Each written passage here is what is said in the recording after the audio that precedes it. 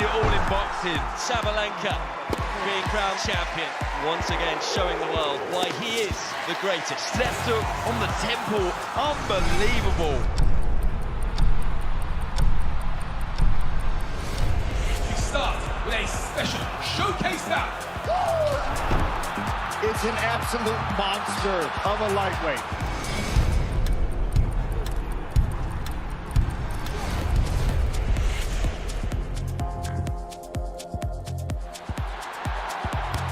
What a moment! A history-making goal! She wasn't going for goal, but she'll happily accept it. It's gone all the way through, and look at this!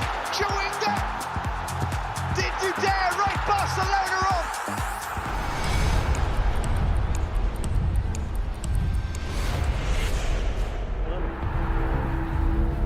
The career of one of the all-time greats is all but over.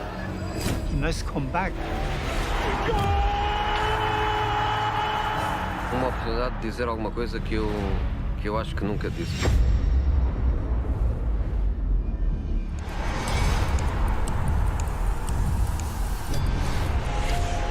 Let's get this party started!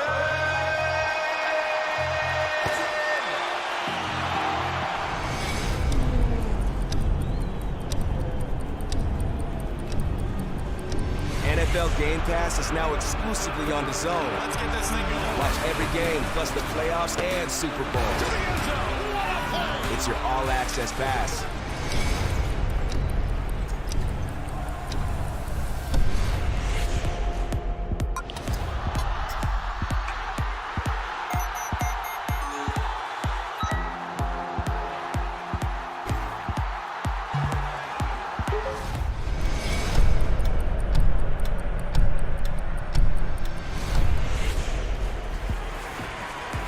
That is how you fight a southpaw. Well on his way to coming back. Katie Taylor does it again. Look at the emotion. Boxing on DAZN, sponsored by William Hill.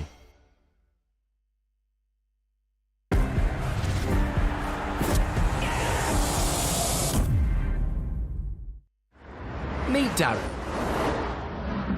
Darren never used to like the motorway. Then one day, he discovered a better way. Now Darren never hogs the middle lane and always keeps at least 2 seconds from the vehicle in front, reducing congestion, collisions and transforming his journey. Take it away, Darren. What a man, what a man, what a man, what a mighty good man. Say it again now. Little changes change everything. National Highways. My allegiance is to you. Do you believe me? Your father was a weak man. He believed in the rules of the heart. But the heart is not meant to rule. I am Paul Atreides, Duke of Arrakis. And I will do what must be done. Dune Part 2 in cinemas now. Book tickets. Boxing on DAZN, sponsored by William Hill.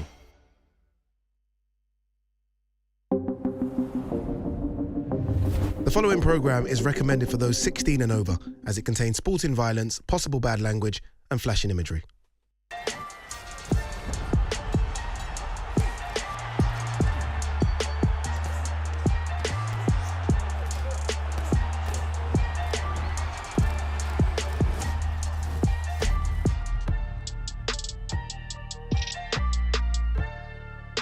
The DAZN Boxing Show is live from Riyadh, Saudi Arabia, and once again, we're in Greece in the magnificent Boulevard World. Yesterday, the fighters were introduced, and today they get put through their paces for the final time as the countdown to knockout chaos continues.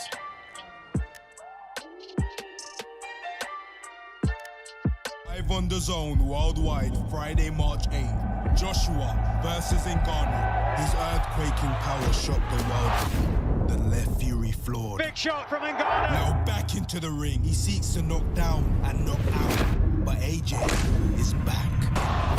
The pursuit of 3 times world champ is on. It's all to fight for in knockout chaos.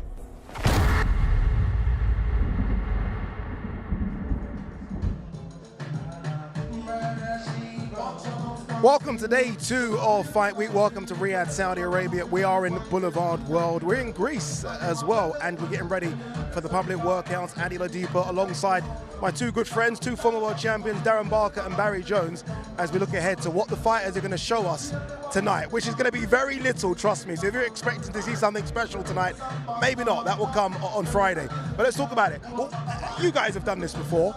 Do fighters enjoy this? Be honest, do they enjoy it coming out here, getting in, in the mix of fight camp, or is it part and parcel of what they've got to do? I would say usually not, but this setting is quite unique.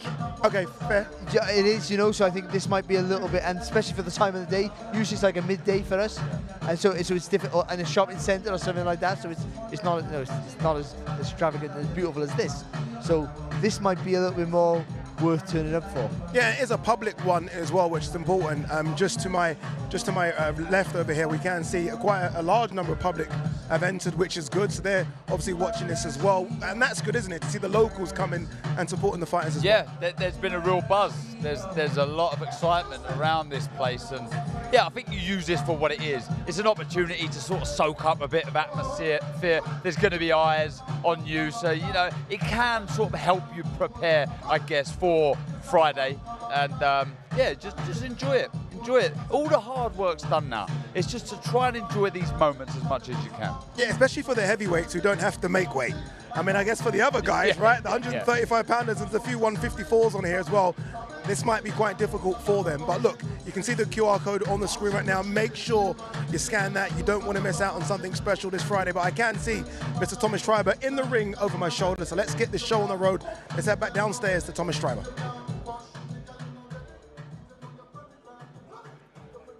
Ladies and gentlemen, welcome to the media workouts for Knockout Chaos, a great night of World Championship Boxing to be held this Friday from Kingdom Arena in Riyadh, Kingdom of Saudi Arabia.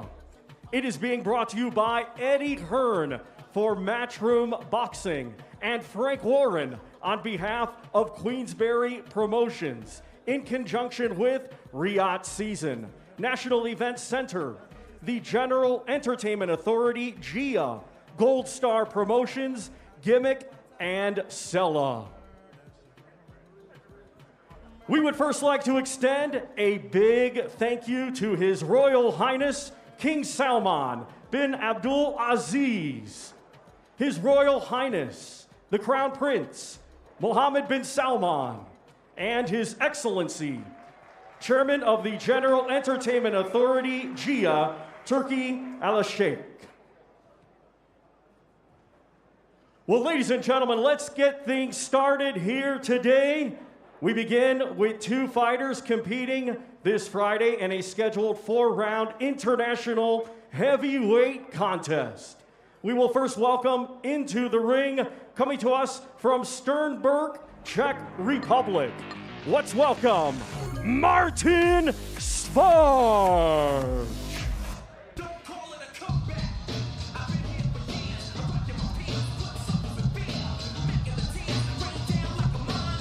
Martin Sparge making his way to the ring. I love the little background that they've got going on here. Again, for those of you that are my age and can remember the Capcom days of Street Fighter, this is all in reference to Street Fighter. Showing your age, Ade. I'm not far behind. But yeah, it's so cool here. And look, going back to what you said at the start, will they enjoy this? Look, at the end of the day, what an opportunity to be a part of this. So I'm sure all of these in there, maybe not the experienced fighters, but certainly like Spark here, what a great experience this is, to tell your kids one day that I was there in Greece, be it Riyadh, at a media workout, showing off to the local fans, enjoying myself. Do they plan what they're going to do for, they've all got basically 5 minutes. That's kind of the time allotted to them. Some will use the full 5, some might go over slightly. Is there like a 5-minute plan, Barry, or is it a case of just get in the ring and hit pads? Yeah, that's pretty much. You say, listen, we get in the ring, we'll do a couple of pads. We won't go too heavy on stuff. Yeah. But maybe, if you got fast hands, we'll put a bit of speed, we'll show off a little bit. Maybe if you have that in your locker. But apart from that, you don't want to be doing too much. I remember Derek Chisora always used to just play games, didn't he? Like, he used to get people in, musical chairs. I done that. Did you do that? that as well? Me doing musical chairs. Did you? You jumped in? I was first out. Yeah. He'll be here, by the way, as well. Derek Chisora will definitely be here in the next couple of days. No, Del loves it here. He's a familiar face in these parts, but yeah, what a great occasion. I'm just looking around here. He's filling up. There's a lot of smiles on faces, and they know, the people here know that something big is about to go down on Friday. Yeah, I think you know what it is. Sorry, Barry. You know what it is as well. Is it's different, isn't it? Like we're lucky that we've all travelled the world together and covered fights, and I always feel like it's nice to go somewhere where this is new to them. Yeah, of course. Yeah, well, you see the crowd here. They're not quite sure what they're watching, but it's no, I don't mean that in a bad way. But it's something that they never had the opportunity to see before. And for this young man in the ring, what's this? The people, you go there. All these people come to watch me go on the pads. He never thought in his lifetime just people come and watch me train. You would never believe it. Are we taking anything from what he's doing? Like, I mean, will there be a Fury spy somewhere watching this? Like, okay, his jab's good. He's front-footed. Are they going to be looking at this or no? I think so. Oh, the curiosity, someone will be there watching. But I mean, no, look how slow he's going. I think unless he's that slow, but I think you usually don't want to give too much away. Yeah. Unless you're a fighter that's been in the spotlight before, so people have seen what you can do. So it's irrelevant then, isn't it? But I mean, for someone like him who could be a bit of a dark horse, no one quite knows how good he is or how you real set up too much, then you don't want to be giving too much away. He's from a K1 background, though he's 2-0 as a professional. I've seen a couple of those fights, and what I've seen here is he comes really high with the elbows when he throws the hook, so he's going to have to be careful, Fury, because he follows through with the shot, and he's just seeing it there, and that can cause damage. You can get cut around the eyes if you're too close to your opponent. Martin Starr.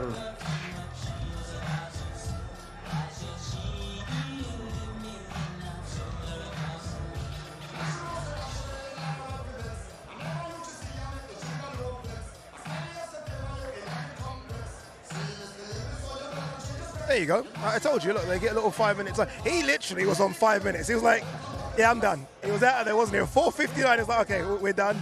We've done what we needed to do. What I'm happy about is that at least he did something.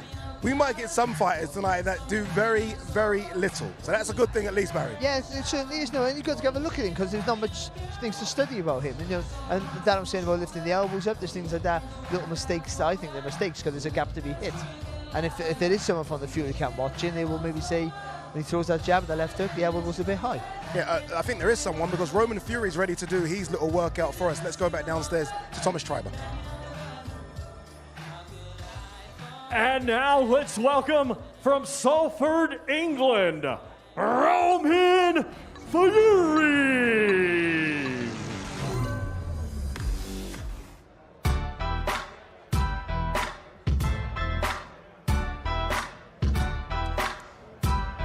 Bit of a music change here, a bit of 50 Cent for Roman Fury as he makes his way to the ring. Big John Fury behind him. Think Tyson will turn up? Obviously, he's in training camp. Will Tyson be here to support his brother? I think he'd want to, but I don't think the fight that he got coming up is too important to take any time off.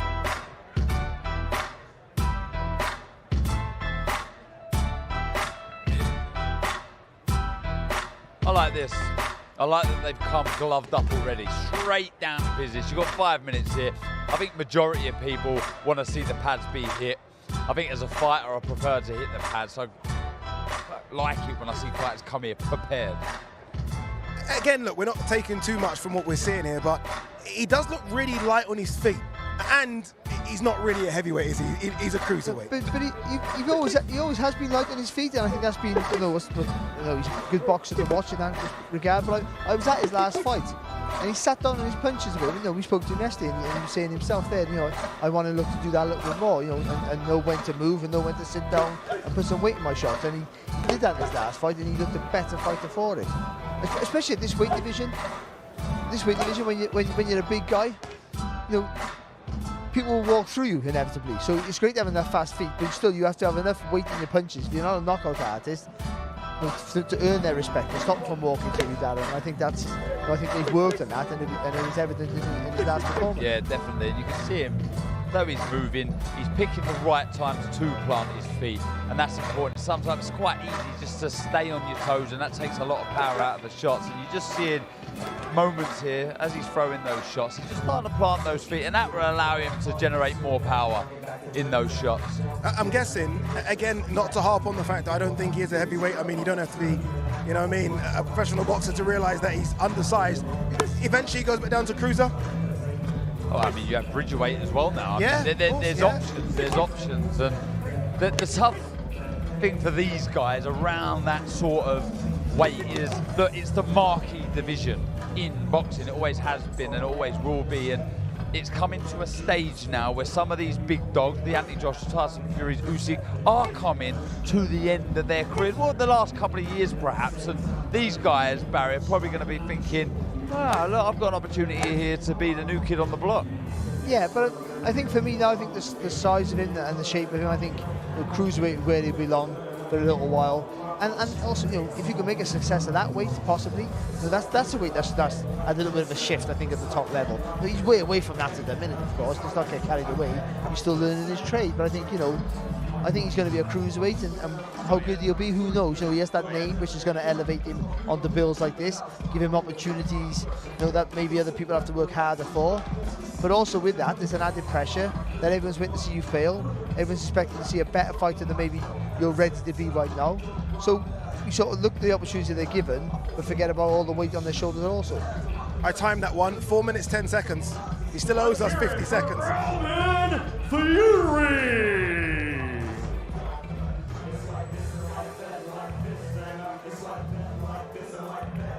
Here we go. It's the start, really, of another journey, of another Fury. Obviously, look, he's had 3 fights, but this is a big one.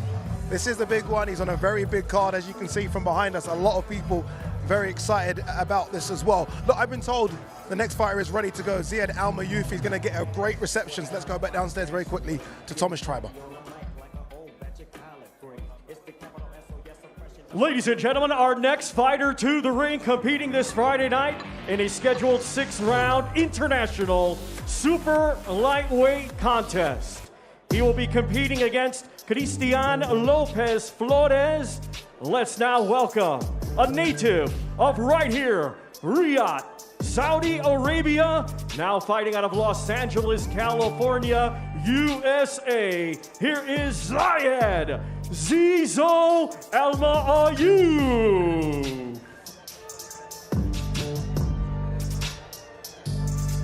She like the way that I dance. She like the way that I move. She like the way that I rock. She like the way that I woo. And she let it clap for it. She let it clap for it. And she throw it back for it. Yeah, she throw it. Here comes Ziyad Almaayouf. Ziyad Almaayouf not gloved up. Not yet anyway. Which suggests to me he isn't going to get gloved up and he's not going to hit any pads, so he might be doing a bit something special. Yeah, perhaps a bit of shadow boxing. But yeah, look, a work in progress. Learning on the job, he's got a good backstory, but what I really like about this man is he lives and breathes the sport. He wants to get better, he wants to succeed, and he wants to be the flag bearer for Saudi Arabian boxing, and look, he's got a lot of good energy. John Fury is in the building with us, just held pads for his son Roman Fury. Ziyad Almaayouf goes through his paces. Hello John, how are you, my man? Good? Yeah, man. You've done this so many times. You've done this with Tyson a couple of times. Now doing it with Roman. Start of his journey now, isn't it? Can't hear you. Cannot hear me. I said you've done this with Tyson so many times, these big events. You're now doing it with Roman. It's the start of his journey now. Yeah, it's a good start to his career. He's only been boxing since lockdown. He's never had any amateur fights. It's 3 professional fights, and that's it. You know, and as you can see, he's got a bit of potential. Yep. You know, taking me time with him nice and slow, but I know what he can do. He's a good puncher. He's got a good brain. And let's just see where we go. It's all fun and games. John, realistically, how far, like you said there, doesn't have that amateur background, how far do you think he can go? Well, looking at the crop of heavyweights out there today...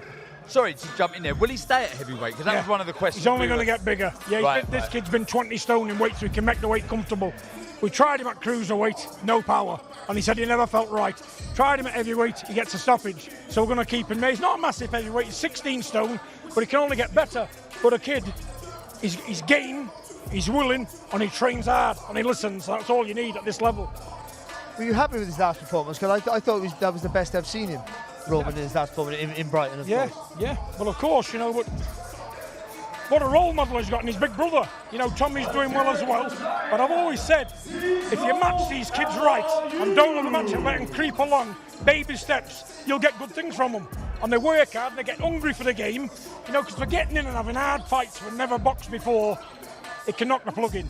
You know that yourself. Yeah. So, baby steps, match him right. I know this is a good game kid he's boxes too. I know we don't know what he brings. But, you know, I know what he's got. So I'm looking forward to a nice learning fight for him. John, appreciate you stopping by for us. Thank you very much, John Fury. Appreciate it, John. Thank you. Ziyad Almaayouf, very quick, wasn't he? Very quick in his workout. No pads there, just a bit of shadow boxing.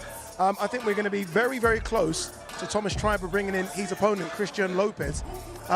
Interesting to see John here, though, very quickly. Quick word on that with Roman. Again, it's the start of another journey for him. Yeah, I mean, he just lives and breathes the sport, doesn't he? Yeah. Fury. I mean, it's in his blood, it's in his veins. He just can't get enough of it. And yeah, it's going to be an exciting time when you carry that name. Brilliant things usually happen. Certainly do. Okay, Thomas Triber is in the ring now for Ziyad Almaayouf's opponent, Christian Lopez. Ladies and gentlemen, we continue our next two fighters to the ring, competing this Friday in a scheduled 8-round international heavyweight contest. First, we welcome, coming to us from Cypress, Texas, USA, here is Juan Torres. Apologies, everyone. I thought we were going to see Christian Lopez, who we haven't actually seen so far on Fight Week, the Mexican who is taking on Ziyad Almaayouf. We are actually in seeing Juan Torres, who takes on Mr. Hergovich 2.0. He takes on the Ukrainian Andrii Novytskyi. Juan Torres, obviously former MMA fighter, now I would say a part-time boxer. Yeah, at best. That's not a shame. A lot of fighters are part-time boxers, aren't they? Yeah, that's exactly the right way to label him. But do you know what? He's got potential there. When he lets his hands go, he's not a bad fighter at all. He's game. He's willing to get stuck in. But the issue with me and the defeats he's suffered is there's lots of holes, lots of gaps defensively. He gets a bit sloppy with that lead hand, he drops it, but he's exciting. He wants to fight, he wants to get stuck in, he wants to try and get the finish done before the final bell, and that's what we want to see. We want to see excitement, and he will bring it, no doubt, but he's up against it. Yeah, I was about to throw into the ring there a pair of gloves and some pads. I mean, no gloves, no pads.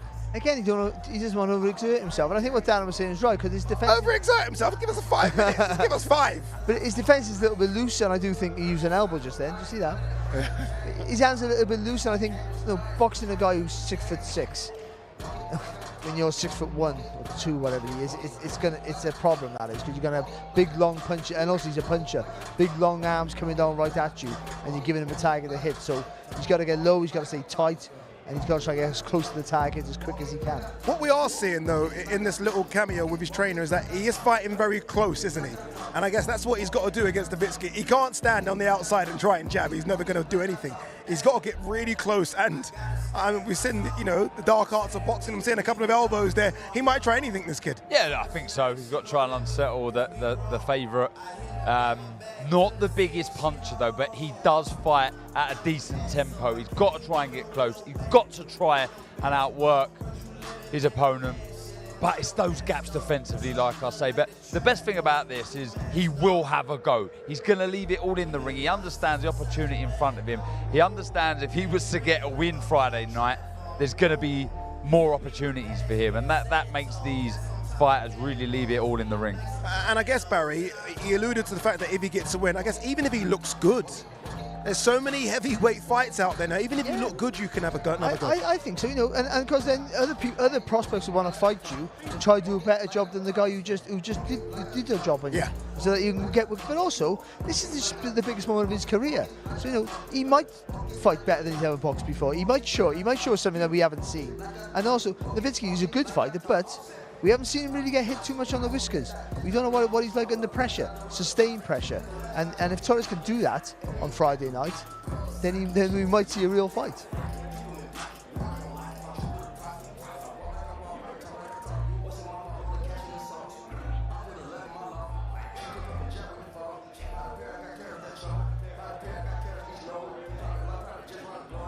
And just like that, 3 has become 4. Olivia Bazaglo is with us, part of the DAZN team this week, who's been doing a magnificent job. You would have seen her on our social media platforms.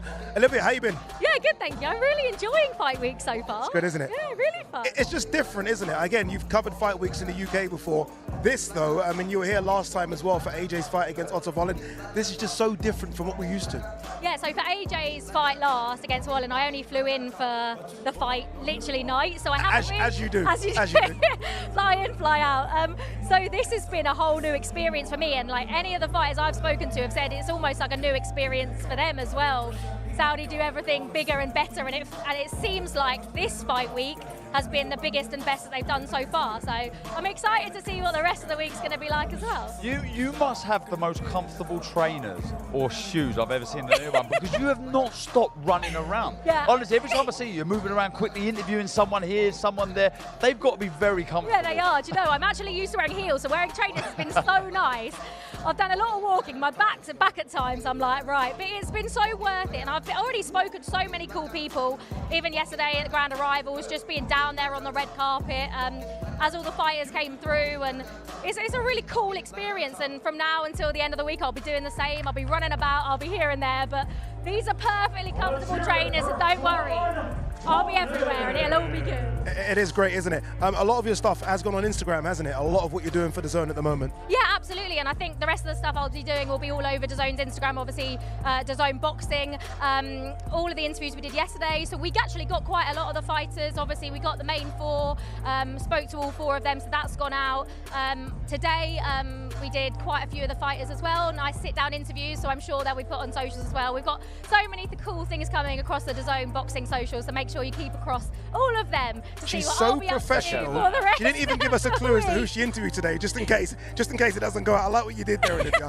Olivia will be with us all week anyway, so you're going to see Olivia's face a lot in the next couple of days. All right, Thomas Triber is ready for us for Andrii Novytskyi.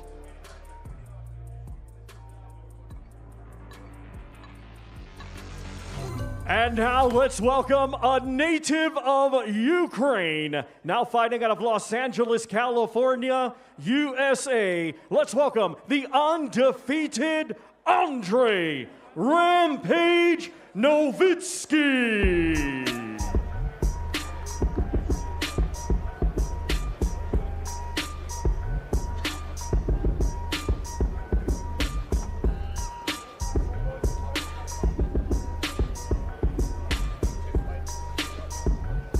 There wouldn't have been many fighters around the world who had 8 fights last year. And I'm talking about even young kids coming through, making their debuts. He had 8 fights last year, and he won all 8 by knockout. That's Andrii Novytskyi, a new name in the heavyweight division, Ukrainian, as you can see, built like a modern-day heavyweight. Must be about 6'6". And I said, and you guys probably heard me say, he does look like Filip Hrgovic. He does 2.0, like you say. Has the same sort of confidence as Hrgovic as well. We spoke to him yesterday, and yeah, full of self-belief. And what I've seen with him is he does things really easy, because he likes to sort of navigate on the back foot. Doesn't look like he carries any power. And then all of a sudden, he'll throw a sort of a right hand that looks like he's throwing it with no power whatsoever, just sort of speed and accuracy, and they go down. So there's something to say that he could be one of those real natural punches, because he's not loading up, he's not biting down on his gums, really trying to plant his feet and do damage. He's just sort of throwing the shot, putting it out there, and they're dropping. I think what he does do, Darren, really well. He's a really good idea of judgment of distance. So he's a tall fighter, but sometimes you can get that wrong, and you overreach with a shot. He throws a jab, and as Darren said, on that back foot, he throws a jab, and then leans back just a little bit. He takes a little step at the back foot, make sure nothing comes back. And he's patient with it, because he got time and patience. And it looks like he carries real power, but against what opposition? So when he steps up the levels, then we'll find out if that power is genuinely real. But right now, there's not much he does wrong. Right? He lifts his chin a little bit high when he steps back if you want to be really critical. Because he's so tall and long, he can get away with it. And what I like as well, by the way, he's taking this little 5 minutes serious. He's showing us a few things. He's showing us fighting on the back foot. He's pivoting out of the corners as well. He's doing the 1s and 2s, you can see. He's showing us he's got good footwork. He wants to impress. You just see then, he threw a left, right, little step, come back with the right hand. That's good technique, and that's the good things you can do when you're a tall fighter like that. You've got the luxury to throw those long shots, take that step. There's a big gap between you and your opponent. He can't hit you, because especially a guy who's got 5 inches in height and more body the same in reach, and you can come back with that right hand then. You've literally been able to play with technique without anything coming back if you can create that space between you. And then I say that quite often, that's the space between you and an opponent. Mastering that means you should take everything. Yeah, it looks like he's got fast hands as well. I say fast relative to where he should be in his career. He could be, and look, this is very, very early, but he could be one to look out for in the next couple of years. There's a few heavyweights on this card that could have that box ticked against them. And they're all desperate to be that next star. He's got lots of self-belief, lots of natural talent. He's well scored, you can see. Carries power, like Barry says. You can see they're working on different things. I think it's so important in the modern day heavyweight to have quick feet, not just quick hands, but quick feet. You can make your opponent look silly, and we're seeing him demonstrate that here. The way he's just sort of gliding out of range very quickly, firing back with a counter. You can win fights easy when you have the power that he does. You don't have to get carried away. You don't have to do anything silly. Do the basics really well, and you get the stoppages like he's doing. And these fights, you need to learn to do everything right, everything correct, because you step at the levels, you're going to be tested. So you don't want to leave big gaps, and especially when you're knocking people out. For the punchers, forget about learning the fundamentals, because power gets them out of trouble, power gets their win. So sometimes they think, oh, I can do this, I can mess around, I can drop my hand low, because when he comes forward, I'll just crack him and he falls asleep. You have to learn it, because when you step at the levels, as we find with so many fighters, they take a shot better, they see it quicker, they ride it, they block it, they roll underneath it, whatever they do, or they hit you first. So the fact that that you see where they're practicing stuff all the time to keep him in that safe space, and we'll see how that progresses as he goes through the levels. But you just got to worry about Friday night. So yeah, and I think he's one that's going to want to impress as well. He's going to got that attitude, isn't he? We spoke to him yesterday, and he's very, very confident. Obviously, English, not the best, but you could even understand what he was trying to say. Like, he's very, very confident, and he's probably looking at this thinking, I want to steal the show here. I want to come back for another one. Again, we are here again, May 18th, potentially. June 1st, potentially. He wants to be on one of those cards. Here's your platform. And like you say, he does tick boxes. He's very exciting in the ring. He talks a good fight, good personality, lots of self-belief, and that's needed. That's required in boxing, working on good things. And yeah, look, if you're a fan of him and him himself, the future looks very bright, but he's got business to take care of on Friday. Big platform. I'm looking forward to it. I'm convinced he's gone beyond 5 minutes here. I don't mind it. I don't mind it. I think he's really, I think he's enjoying the moment here. I didn't realise he was just a stickler for time. Well, you know, I mean, your man's got places to go. I found out a lot about you this week, mate. It hasn't all been great, I've got to be honest. It's by the second as well, Barry. It's by the second. It's not the minute. I timed this by the second. But no, I like what he's doing. I like what he's showing us as well. Again, some will come here, and you guys have seen this before, some will do nothing. Some will do something. He's very much in the something bracket. When I said that, the ones who are more green to the situation will want to show off and do stuff, because it's still exciting for them now, isn't it? This is just an unbelievable place to be. But the more experienced guys will show us very little. Or maybe we'll be surprised and they'll do 10 rounds of heavy bag work. There you go. There you go. He's done. There you go. 7 minutes, 22 seconds, but who's counting? who's counting there? Who's counting between friends? I'm very excited, guys, to see him, not just on Friday, but I'm very excited to now follow his career. I think there's going to be a lot of people at home that probably never heard of him before.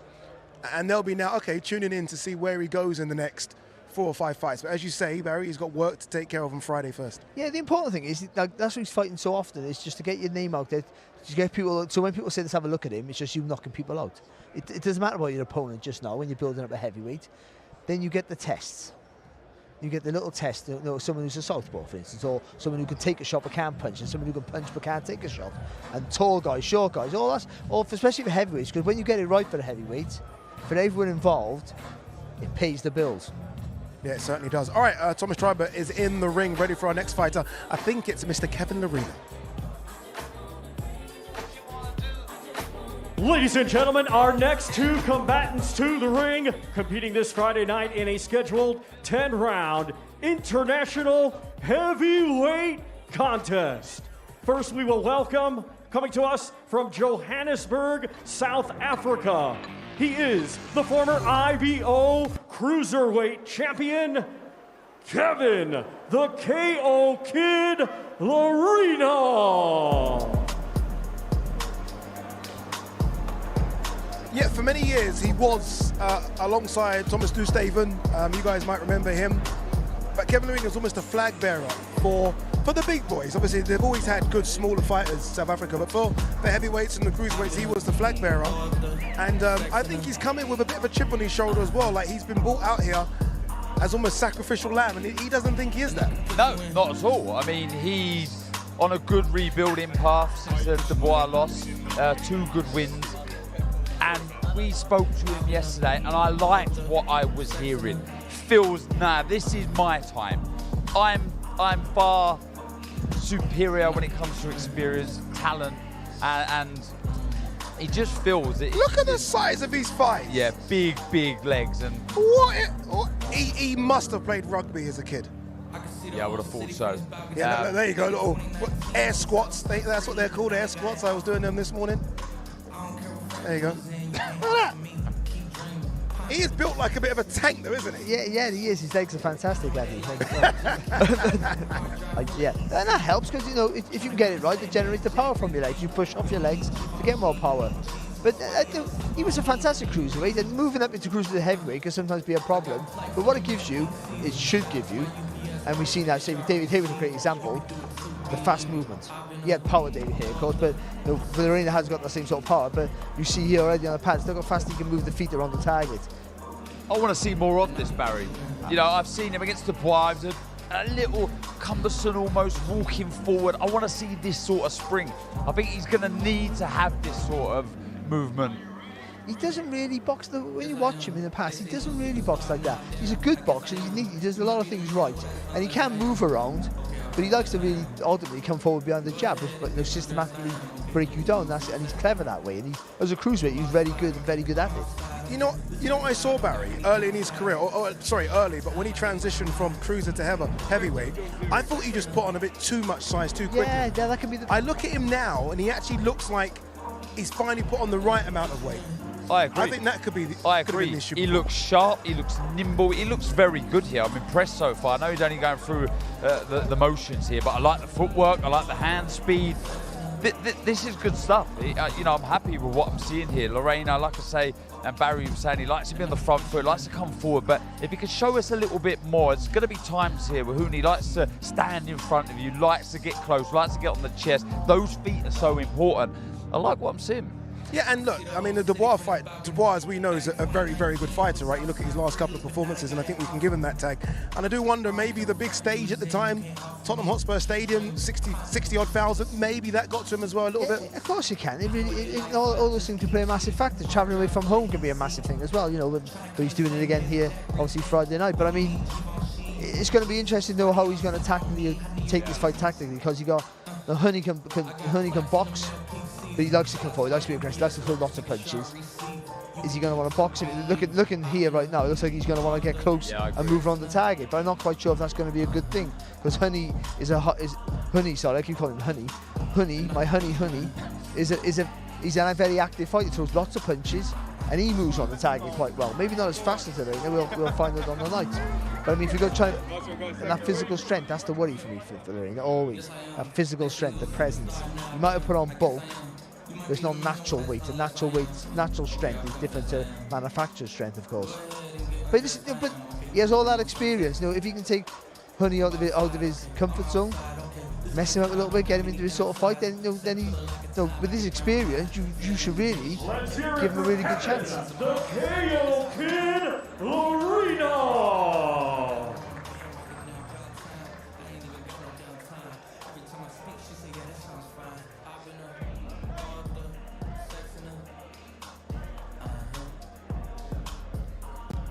There you go, Kevin Lerena, short and sweet, got it done. His trainer was actually looking at his team from the very first minute, like, okay, how long have we got left here? hit 5, they were out of there, moved quickly. It's good as well because Justice Huni is waiting to make his turn in the ring. So let's throw it back downstairs to Thomas Schreiber. And now let's welcome, coming to us from Brisbane, Queensland, Australia, the undefeated Australia heavyweight champion, Justice Huni.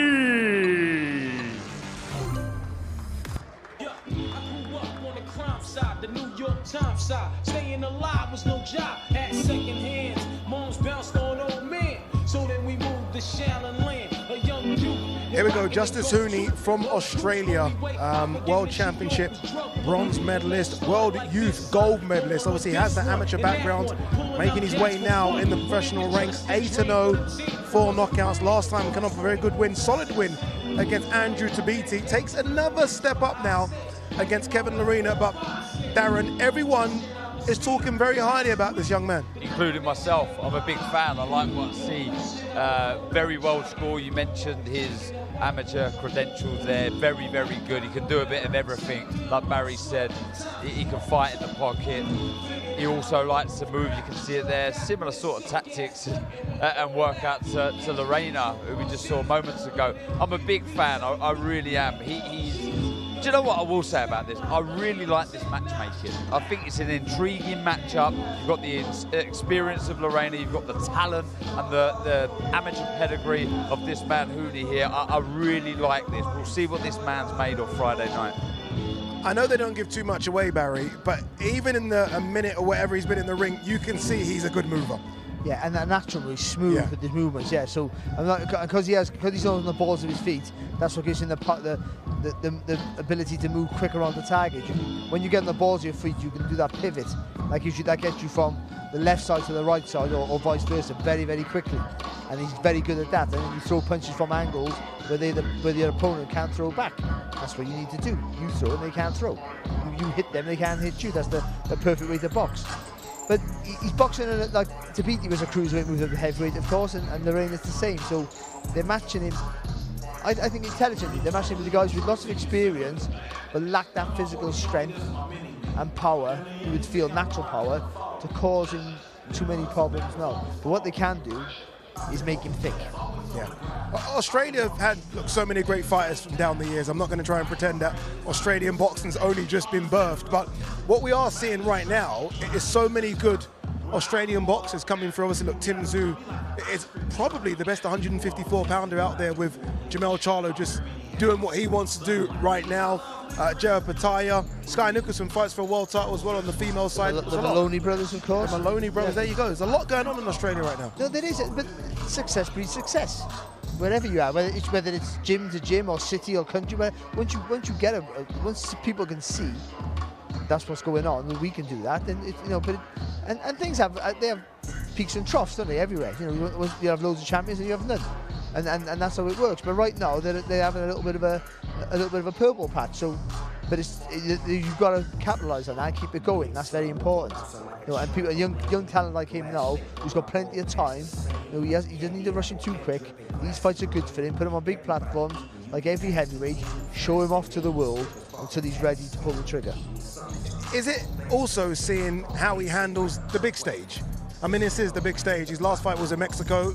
It's still a big fight, obviously, but completely different to what we're going to see on Friday night. Yeah, it is, but I think his amateur pedigree will help him in those situations. You travel to big, important competitions where you're under a lot of pressure. You're flying the flag for your country. You want to do well. You want to do your country proud. And that brings an element of pressure. This is completely different, but it will hold him in good stead.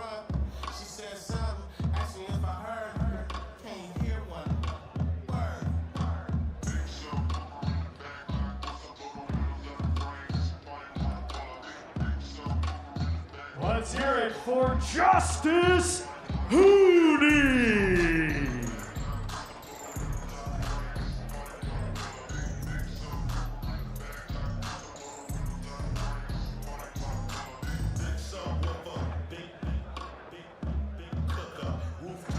Very quickly, Darren, on this one, you mentioned matchmaking. This is fantastic matchmaking, isn't it? Again, the experience of Kevin Lerena against the, I guess, the youthful exuberance and the youthful talent of Justice Huni. Yeah, I mean, there's so many ways I feel this fight could be won or lost. There's a lot of mental gamemanship that could play a part in this, the experience of Lerena, but that talent of Huni. There's a lot to like here. I think it's brave matchmaking, but a really good, intriguing fight. All right, Thomas Treiber is in the ring. It's an all-British affair next. Let's throw it back down to our MC, Mr. Thomas Treiber. Our next two combatants to the ring, competing this Friday night in a scheduled 10-round contest.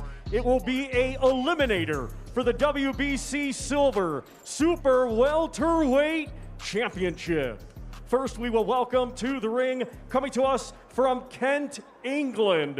Here is Louis, the Medway Mauler Greene.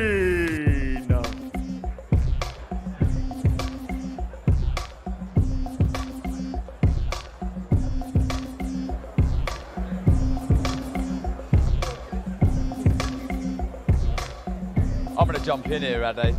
I think, well, I don't think, I was very sure you was very scared yesterday. Who, me? Yeah. That I was scared? When Lewis Greene come on this platform here, I could see you sort of step back a little bit. You looked a little wary. I'm from the mean streets of Lagos, Nigeria. Let's get him anyone. But no, look, he's all business. All business, this man. Comes in, and look, I like that. Not every fighter's going to come in, smiles and, you know, handshakes. Some fighters know exactly what they're here to do, as does this man with a lovely beard as well. Can we get this on camera? Look at this beard. Mr. Steve Bunce is with us now. Steve, how are you, my man? Yeah, good. How are you, man? Not bad, not bad. Hello, mate. How are you, boys? You all right? Is this for the future? What's going on here? Is it for you know the what? future? I didn't have a shave, then I had a beard, and I'm loving it, to be perfectly honest with you. Steve, you've been out here for all of these events, all these big ones in Riyadh. What do you make of this one? What I like about this one, it feels more like, this is a really odd thing, it feels more like a show, a proper show, like a boxing show, whereas some of the other stuff we've been at, not necessarily been grander, but it's felt like an enormous, ridiculous event. The Bandits, the Day of Reckoning. It was all seemed so much bigger and grander. I think the fights on this one can hold their own with anything. Nick Ball, Vargas, and the main event is great. Big Zhang against Parker, all good. But those all felt like massive kind of, I don't know, events, maybe not the right word, but like they were like happenings. This just feels like a really good show. It just happens to be outdoor in Greek world, in Riyadh, with dinosaurs over our shoulder. Apart from that, it's all normal. Talk to me about the main event, Steve. You've been involved in boxing a long time. Does Francis Ngannou have a chance? A real chance? Well, going into the Tyson Fury fight, I believed he had no chance. I knew he was brave, I knew what he'd achieved in kickboxing, I knew what he'd achieved in MMA, but I did not give him a chance against Fury. Bravery and heart for 5 or 6 rounds, then I imagined Huey Cooper and Mike Tyson pulling his head onto their shoulders after 7 rounds, waving. Oh, I wrote the whole ending. I was so convinced that was how it ended. And Barry Jones said, yeah, you're right there, Steve, that's just about how it ended. Everyone I spoke to agreed with me. Then on the night, after 10 seconds, not being an after time, where I thought, he's in this fight. He was just doing the basics. So fast forward to now, does he have a chance? Well, that Francis Ngannou didn't give anything away, went in straight lines immediately, good jab, solid jab, didn't leave any gaps, didn't waste any punches, never panicked, never threw a second shot if he missed with a first shot. That heavyweight's got a chance against anyone. The difference is, can he step it up? From doing the basics really well, he can't suddenly start doing tricky things. I don't believe he can, Darren and Barry and Addy. He can just do the same. If he does the same stuff, the secret's out, we know what he can do, and surely AJ, with Ben Davison, surely they're planning for him just doing the stuff he does well, and that they're going to try and do their stuff better. That's the simple interpretation of it. Steve, you've seen AJ go this week. What you see in him this week? Anything different than what you've seen in the past? Yeah, listen, and I may have said this in the past. I stood with AJ yesterday. I had about 12 minutes with him there. And his opening gambit was, Steve, I'd just been listening to an interview we did 14 years ago. Wow. And he was just relaxed, his shoulders were down. But there was a bit of intensity and a bit of fire, because I don't think he's ever been in a fight where he loses more if he loses. Yeah. Okay, Ruiz, he got an unbeaten record, no problem. Usyk, he failed to win 5 miles from his house in front of 60,000 at Spurs. But if he loses this, and we know the unjust kicking AJ gets, let's get that right as well. If he were to lose this, I think he realises that, and that's why I think we're seeing a different AJ. I mean, you guys had a bit of him yesterday, didn't you, up here on the stage? I saw you. And I mean, that was my interpretation. I just felt he was focused, he was calm, without being hyped, which is beautiful. It certainly is. Lewis Greene's out of the ring now. That means Jack McGann's ready to jump in the ring. Let's throw it back downstairs to Thomas Schreiber. And now let's welcome to the ring, coming to us from Liverpool, England. Here is the undefeated Jack the Pilgrim McGann.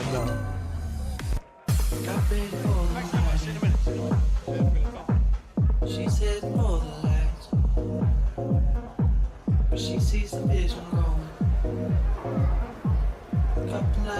Here comes Jack McGann, who last time out, remember, fought on the undercard of Ngannou Fury and fought Roberto Duran's son and stopped him in the second round. Obviously, no respect whatsoever. Roberto Duran ringside and done it in front of him. Obviously, a tougher task for him this Friday against Louis Greene. This is a great fight. This is a fight where I can tell you exactly what's going to happen. Both men are going to meet in the center of the ring. It's going to be mano-mano, this one. Yeah. I probably would say the same thing, though. McGann, at times, is quite happy just to sort of navigate on the back foot and move a little bit. He did against Duran. Duran was very aggressive, and he walked onto a beautiful shot. It was well-timed, and he looks like he's improving. The hand speed is picking up, but the power's always been there. The know-how is starting to improve. The ring generalship takes a long time to understand how to navigate and how to manage rounds, and you're starting to slowly see that.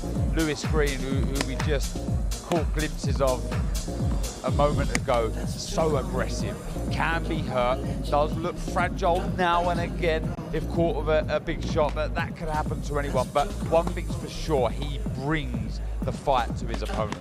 This is a massive, massive step up, isn't it, for him, Barry? It's huge. I think it really is. I don't think people realise, because could we seen him here in Saudi the last time out in a really impressive victory against one of the best names in boxing history. He's the underdog. He has a lack of experience. Louis Greene's been a Commonwealth champion. He's only. We talked about his losses the other day. His losses were against really good fighters. Fighters who were either on fringe world level right now, or champions in their own right. So he's going to be 100 miles an hour in your face, but not without any intelligence. Louis Greene, he will try and jab his way in, but ultimately he does to close that gap quick and get in close because he's physically strong. So Jack McGann, I think Jack McGann doesn't meet him anymore. I think he should be using his jab, taking that little step back, forcing Greene to overreach. Because Greene sometimes lifts his elbows up a bit wide, and there is a body shot there to hit him with. So if McGann has a fantastic left turn, as you've seen this time, so if you can take a little step back, throw the jab, take a little step back, make Greene fall a bit short with his counter attack, then you get the body shot into play. But this is the most difficult fight by far. It's a real step up. It's a real leap of faith for Jack McGann. Does it mean anything, the fact that he has fought here before and Louis Greene hasn't? I mean, can you take anything from that? If you're Jack McGann, you're looking for positives, is that one positive? Yeah, familiar surroundings can help. You know, I used to like boxing in the York Court. I boxed there a lot, and I knew sort of go in the same dressing room. You just feel at home, and that he may feel like that. I think that the big thing tactically, I feel, is he won't have to go looking for Louis Greene, and I think that's good for him. I think, like I say, the hand speed is starting to improve, but it's a really, really good fight. Right, Jack McGann is done and wrapped. For Jack the Pilgrim McGann.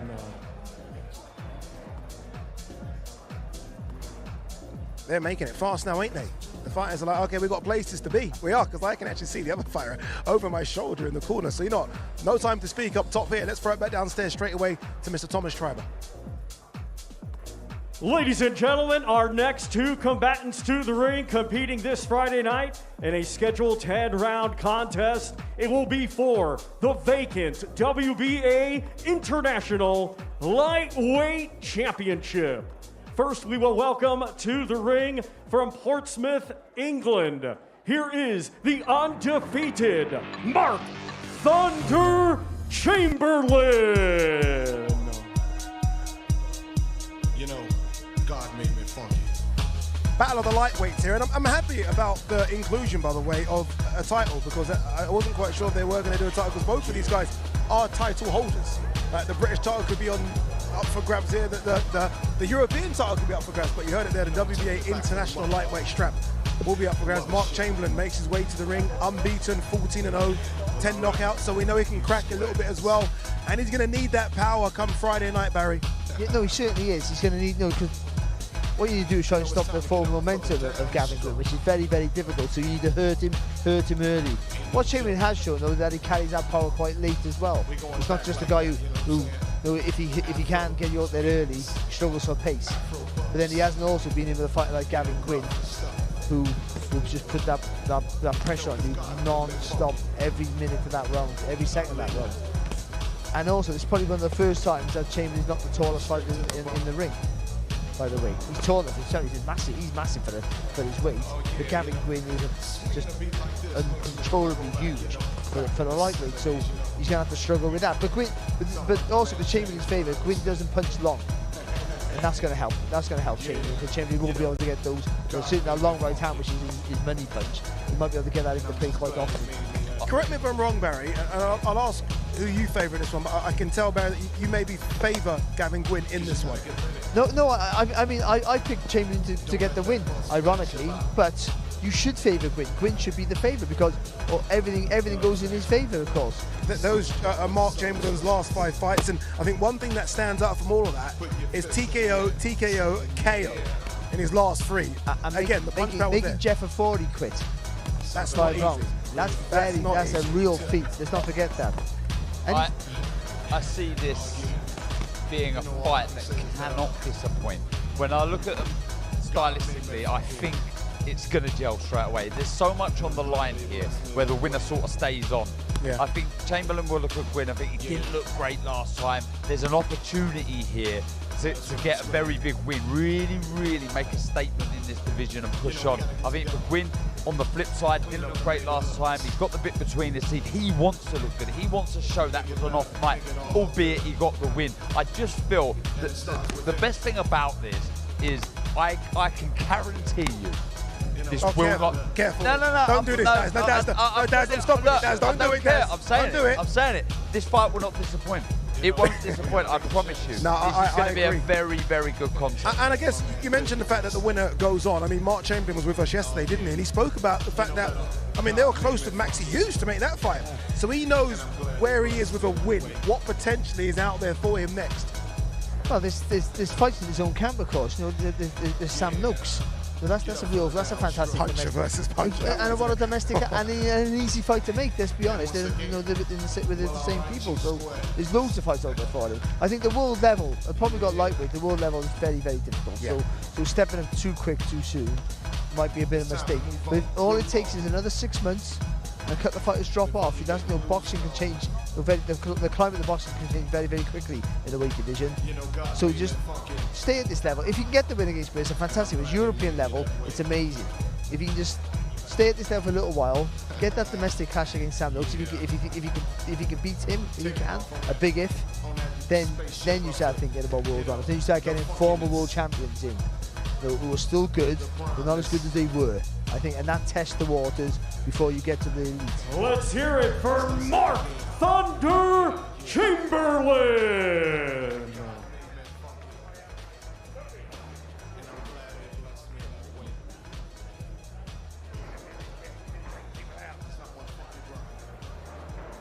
Mark Chamberlain there going through the paces, looking very, very good. Again, brings an unbeaten record to this fight, 14 wins, 10 knockouts. His opponent, Gavin Gwynne, is standing by. So let's throw it back downstairs to Thomas Triber.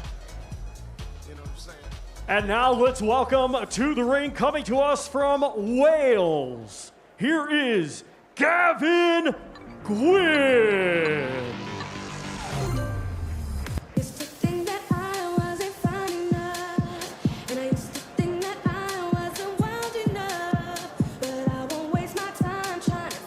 I wouldn't have had Gavin Gwynne for this type of music choice. I don't know what I expected. I think I expected a bit of DMX or something. But clearly this is the choice of music. This is what they get the chance to pick the music. and DJ Majestic is spinning the tracks for them as he makes his way into ring. A great opportunity for Gavin Gwynne here to not just impress, but again, climb those ranks of the lightweights, I guess, in the world now, as a European champion in the world. Of course, and the thing about Gavin Gwynne, he's been the B-side even though he's winning titles. You know, he's had to do the real old-fashioned hard way. Go to the other fighters' backyard, other fighters' promoters on promotions to try and get the wins. And sometimes he come up short. Obviously, you know, the Tennyson fight was a really hard fight for him. Of course, the Cordina fight, he really pushed Joe Cordina. Let's not forget that. Joe was a clear winner in the end, but he made Joe work for every second in that fight. So he's a really hard man to beat. He really is, and he deserves everything he gets. And if he gets a win on Friday night, even though he might be favourite, if he gets a win on Friday night, then someone needs to back him properly. Yeah. Give him the opportunity. That last fight has got an asterisk next to it, obviously because of the injury to Emiliano. Obviously, look, they had to pull him out. When we spoke to Gavin, he said, look, he felt the tide was turning. Yeah. So that might be a fight that they need to revisit sometime down the line, just to kind of get that asterisk away from that win. I don't think they will. I don't think so.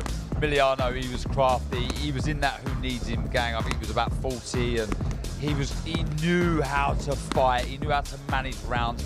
But I do feel this man's tactics and game plan came into play. He was really tiring, the Italian, and he got the stoppage, albeit an injury. Look, he's done so well domestically, won the lot. I think if he was to get a win here Friday night, I think personally Gavin will be looking for a big money fight. He'll be looking for like a kind of a gatekeeper, or if he was able to, some sort of eliminator, a big name. I think he now has done so well. Almost he's in that Cinderella man almost kind of fighter, if you like, and I think he'll be looking for some big massive fights on kind of a world stage, if you like, if he can.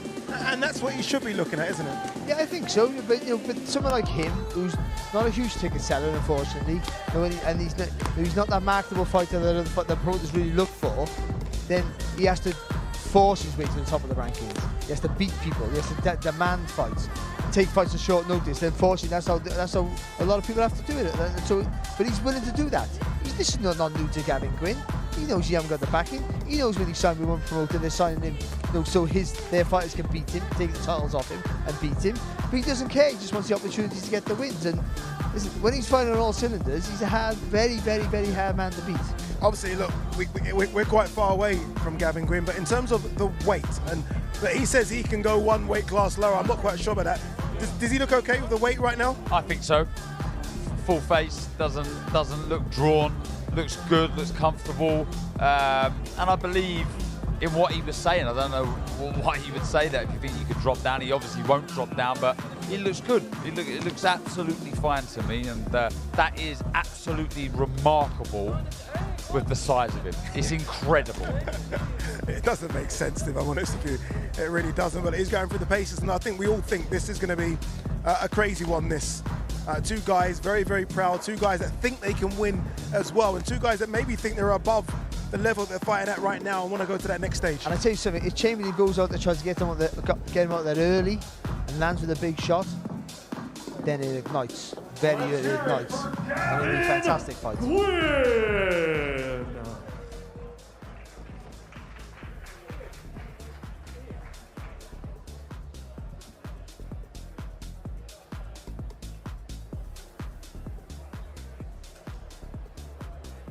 Gavin Gwynne, Mark Chamberlain, again, WBA international belt up for grabs, which again puts them in the WBA rankings. And as Darren said, in terms of wanting that big fight, right, that Cinderella story for Gavin Gwynne, you win on Friday, the opportunity could be there. All right, let's throw it back downstairs to Thomas Schreiber. I think this is the WBC featherweight champions about to make their way to the ring.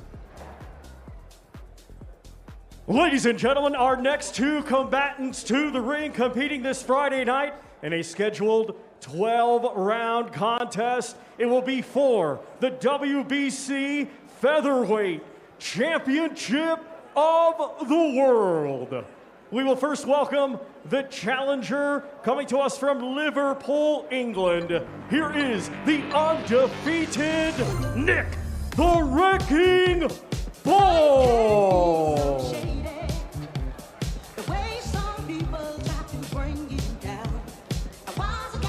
Okay, here comes a favourite of many fight fans, not just in the UK, but around the world now. He's starting to become very popular. That's the Scouser, that is Nick Ball. Obviously coming off that good win against Isaac Dogbo last time out, which shows that he is now certainly at world level. How good is he? We're going to find out on Friday, because he takes on, in Rey Vargas, a very, very seasoned operator. This is the hardest test for anyone, I think. I mean, except for Ngannou. I think on the undercard, this is the hardest test for anybody, because he's stepping up a massive level. Vargas is a genuine, not a champion who's beatable, though he has been beaten his last fight, but that was moving up in weight. This is a guy, up until his last fight, was 36-0. He's big for the weight, you know, and he's a Mexican, so he has that Mexican fire that he likes. If you hit him, he fires back, but he doesn't box like a Mexican. He sits back, he uses the jab really well, he uses that reach, he's patient with his work, he's fast. He's used to boxing guys who are smaller than him and keep them in their place. So for Nick Ball, there's lots of things there he hasn't experienced before. He's gonna experience on Friday night.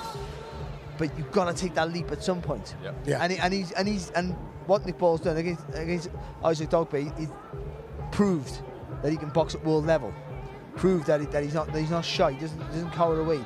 Didn't freeze. All those things that you needed to question, he answered those questions. Hey, look how comfortable he is. Hands in shorts. Like, am I done? Do I think I'm done? It's that win there right at the bottom that I think everyone maybe started really taking notice, and that was Isaac Lowe, wasn't it? Yeah, and Isaac Lowe was a really good fight to build up to that. The Wrecking Ball! How comfortable he is. It's like, all right, I'm done. I can go now. Hey, you can go, Nick. You're okay. Obviously, massive opportunity for him. On Friday, he takes on Rey Vargas for the WBC featherweight strap. And there's a lot of talk, isn't there, at the moment, that if he comes through this one, obviously Raymond Ford, fantastic win last week for him. Could we get Nick Ball versus Raymond Ford as part of Queensbury versus Matchroom? That's just such a mouth-watering fight. Because that's not boxer against puncher anymore. That's puncher against puncher, all of a sudden. Yeah, that's Wrecking Machine versus Wrecking Ball. There you go, like the way I just did that, didn't you? All right, let's throw it back downstairs. Anyway, I think Thomas Triber is ready to get Rey Vargas in the ring. Let's do that. And now we welcome the defending world champion coming to us from Otumba, Mexico. He is the former WBC Super Bantamweight World Champion, and this Friday night, the reigning and defending WBC Featherweight Champion of the World. Here is Rey Vargas.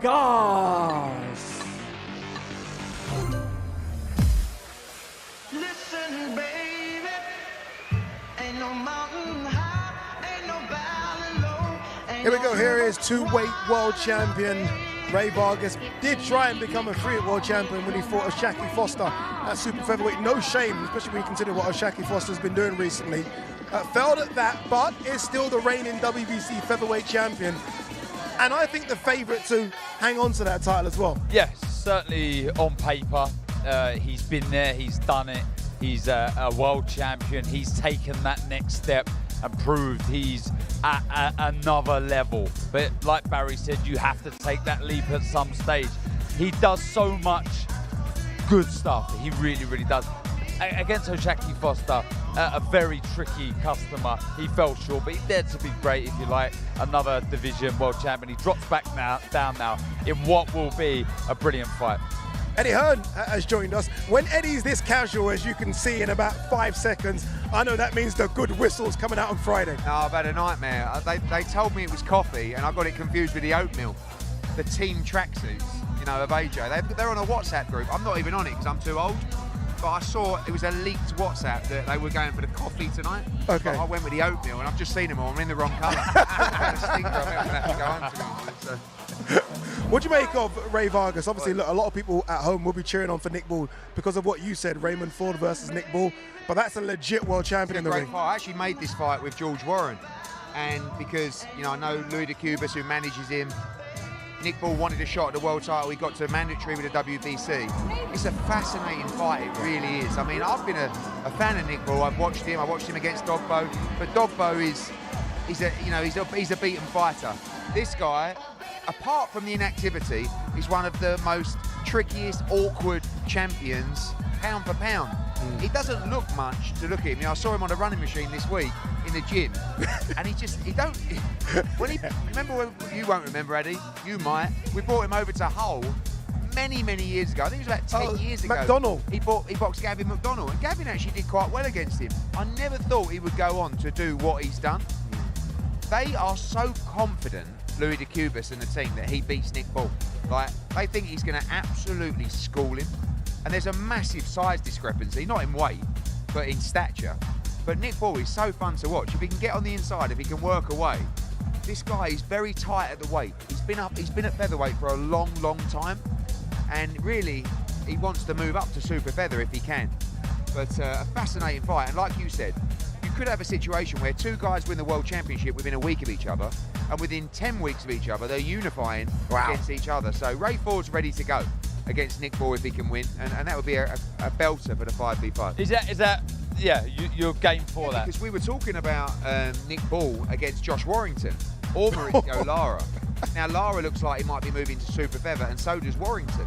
So with that victory last week, it's a straight up unification. I mean, it's a great fight. And Nick Ball against Ray Ford's a much better style matchup than Rey Vargas, because Vargas is awkward and he's rangy. But I love the fight, and what a chance for Nick Ball.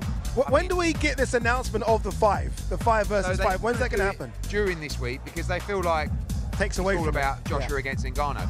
I think on Saturday there's a chance we could announce the weight classes. We're sitting down with His Excellency this week. We've got loads of ideas. Yeah. It's just the format, really. You're not really allowed to tell each other who the fighters are. You just pick your best available from that weight class, and I think that's one of the most, the best bit from it. So if he chooses featherweight, Frank Warren, and chooses Nick Ball, I can choose Warrington, Lara, Ford, all of these guys. And if His Excellency chooses the heavyweight division, Frank can choose Dubois, he can choose Joyce. Don't know if he slips Tyson Fury in for a quick one if he deals with Usyk, and we have to choose one of ours. And Justice Huni, by the way, is a style matchup that I like against Dubois and Joe Joyce. And if he beats Lerena, he could be in the mix. You understand? If Matchroom lose that, you will never hear the end of it. It's all friendly. It's going to be, but it's quite funny because every now and again we'll suggest a fight to each other, and it will be quite not one-sided, but there'll be a big favourite. Yeah. And then the person who's the underdog's going, I'm not mad on that fight. Because obviously you want to fight 50-50 at worst. Yeah. And there are, already we're talking about 2 or 3 real crackers and pure 50-50s. And that's what we want, because I'm going to be screaming, shouting, jumping in a ring, offering bonuses in the dressing room for victory for the team. Like, it means a lot. It's going to be a lot of fun. Who gets to choose the fighters first? So we choose the weight classes. So he chooses 2 weight classes, Frank.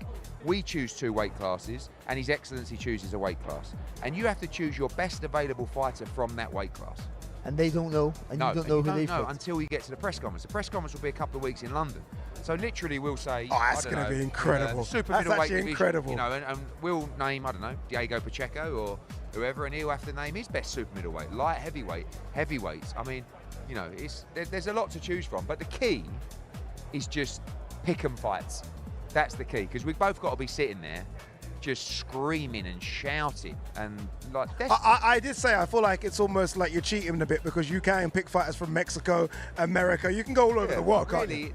There is a domestic flavour to this. Yes. There will be American fighters. Could be Ray Ford, could be, I don't want to go in too much, but Ammo Williams against Hamza Shiraz is a fight that we've kind of discussed. Love the fight. They're both top 3 in the WBC.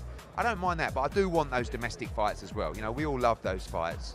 And yeah, like I said, we could literally do 15 fights, not 5. And maybe it will spill over to a UK show as well, because I think there's a lot of legs in the format. There is. I think we all want to see 50-50 fights. We all want to see stable fights and, competitive fights between promoters and platforms. At all different levels. From area titles, English titles to world titles. We can do it all. That's what we want to see. What we want to see next is the big boys in the ring. Thomas Triber's ready, because the co-main event fighters are ready to get in there. Our next 2 fighters to the ring, competing this Friday night in our co-main event. It is scheduled for 12 rounds, and it will be for the WBO Interim Heavyweight Championship of the World. Let's first welcome to the ring the challenger coming to us from South Auckland, New Zealand. He is the former WBO heavyweight champion of the world, Lupe Soliai La'auli Ali Mali Etoa, Joseph Parker.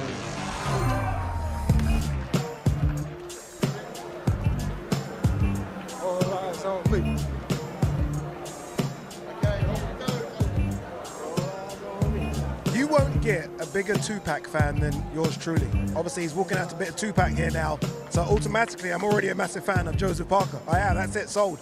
Joseph Parker for the win.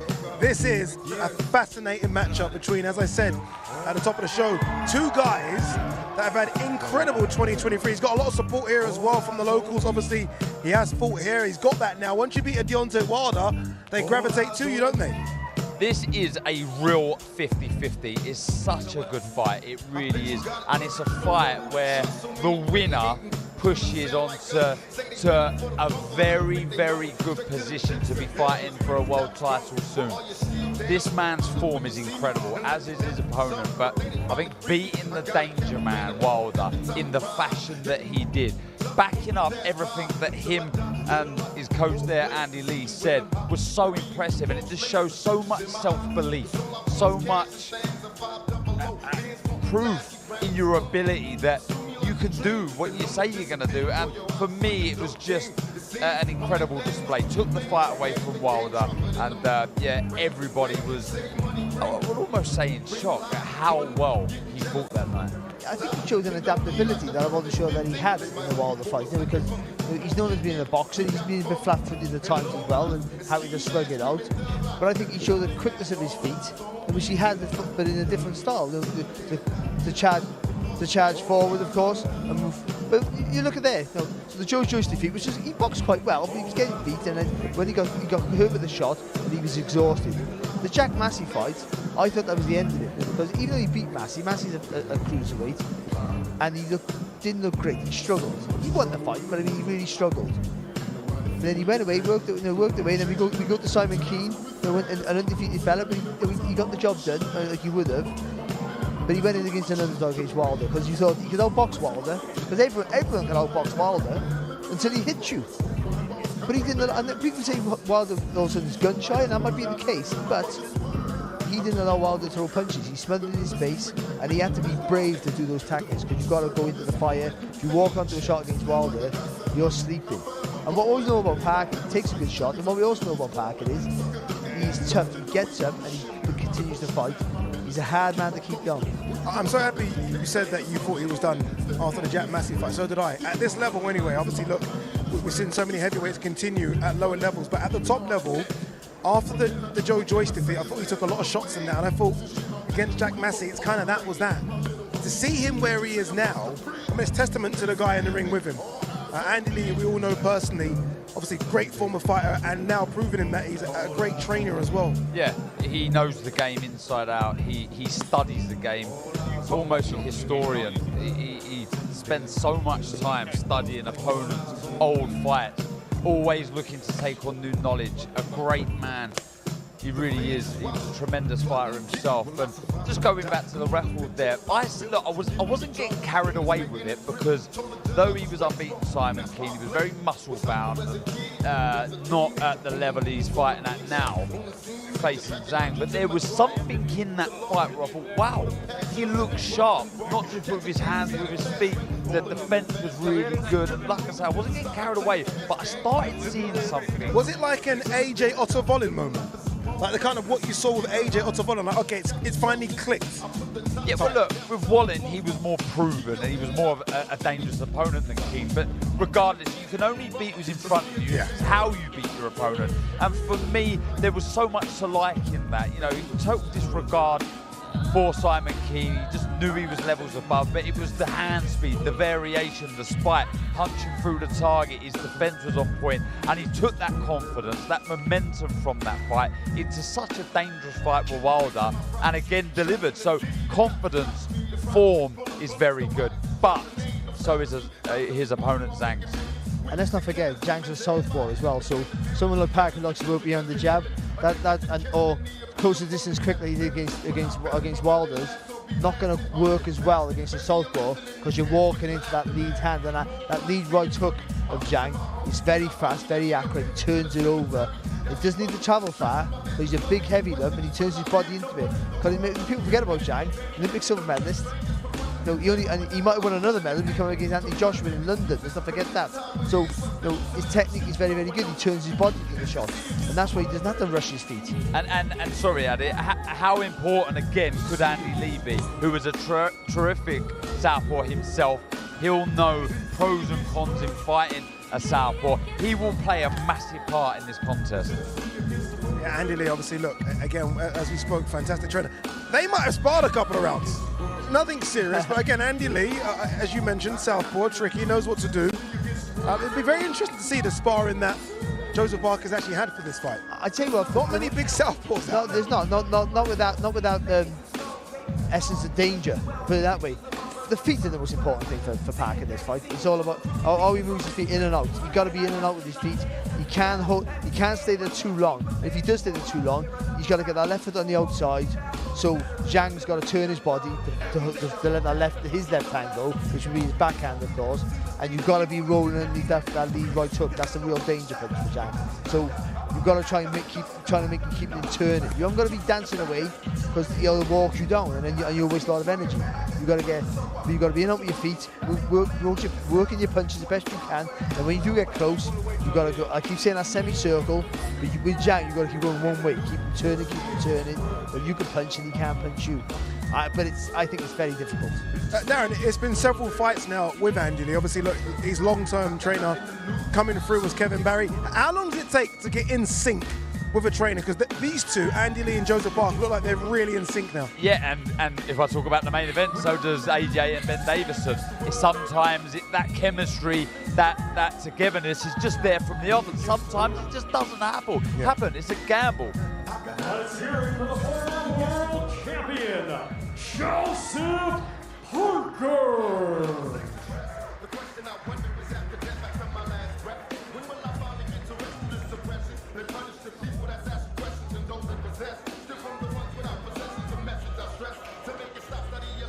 I know you're not happy that he shaved the beard. He has got the goatee. He's done a goatee. I don't know what's wrong with him. I don't understand it. I mean, the full beard was fantastic. He's gone to a goatee. He looks a bit meaner with the goatee, though. I will say this. I think we're actually going to hear from Joseph Parker. I think Olivia Bazaklo is going to have a couple of words with Joseph Parker. She's getting in position. I can see it from this vantage point now. The smiles there. I think Joseph Parker is going to sit down with Olivia. Joseph Parker, just, again, fantastic pro, fantastic guy. Yeah. And it helps. It warms you to a fight. It's very difficult to not want him to win in any fight because he's that sort of guy. He's affable. You spend some time with him, you just think, why are you a boxer? You could be so many other great things. And he can't. He's just a nice guy, but he just seems like a guy who could just do lots of other stuff. But he's good at it. That's why. That's what he does. He's very good at it. And that nice demeanour he has, he's one tough guy. All right, I think he is ready. So let's throw it downstairs to Olivia Bazaklos with former world champion Joseph Parker. Thank you so much, Addy. I think, Joseph, you're going to be sick of me because I feel like I've spoken to you so much since I've been here and since you've been here. How was that? It was good. It's nice to come out and just get a shakeout, and just be amongst the people who are going to be there to support and watch the fights, and see all the media. It's good. It's good. It's nice. It's nice to be a part. Like when you do these things, you're getting closer to the fight. Yeah, absolutely. You said in camp, every camp you do, you get better, you feel fitter. Is this one of the best you've ever felt coming into a fight? I feel great. I've done the work. I feel like I got good energy, and I'm saving it all for fight night. But every camp I've been in, it gets better and better. I'm learning and progressing, and I'm a happy fighter. I was going to say, you have a smile on your face. You rocked up in Eddie Hearn's words saying you look like James Bond yesterday. You're playing up to the cameras. You're loving it here, aren't you? Listen, like I said, I love the journey, and I love the process, and I love everything to do with boxing. Fight night, press conference, weigh-in, everything. Public workout, and it's not going to be here forever, so time to enjoy it and make the most of it. Absolutely. And just finally, are you going to stay and watch Zhilei Zhang? Yeah. I'm going to stay and watch Zhang and see what he's going to do in the ring. And it's always nice to see your opponent up front and see what they do. Absolutely. Thank you so much, Joseph. Thank you very much. There you go. Look, here's a little stare to the camera as well, Mr. Joseph Parker. Look, so many big fights coming your way on Friday. But it's not just Friday. We've got so many big fights coming your way in the next few months on DAZN.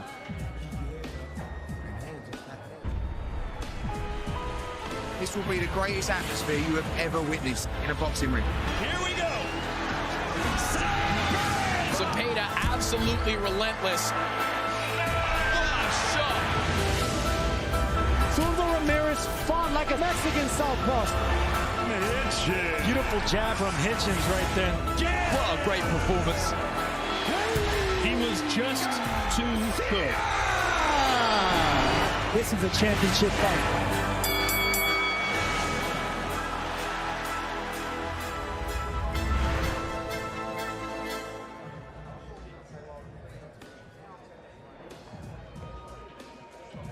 Some big fights there, Eric. You can't say you're not being entertained right here on DAZN. Thomas Triber's ready to get in. The man I think is a big, big problem for all the heavyweights, and that man is Big Bang Zhilei Zhang. So let's throw it back downstairs to Thomas Triber. Let's now welcome to the ring the defending champion, a native of China, now fighting out of Bloomfield, New Jersey, USA. He was a 2008 Olympic silver medalist, and this Friday night, the reigning and defending WBO interim heavyweight champion of the world, Zhilei Big Bang Zhang.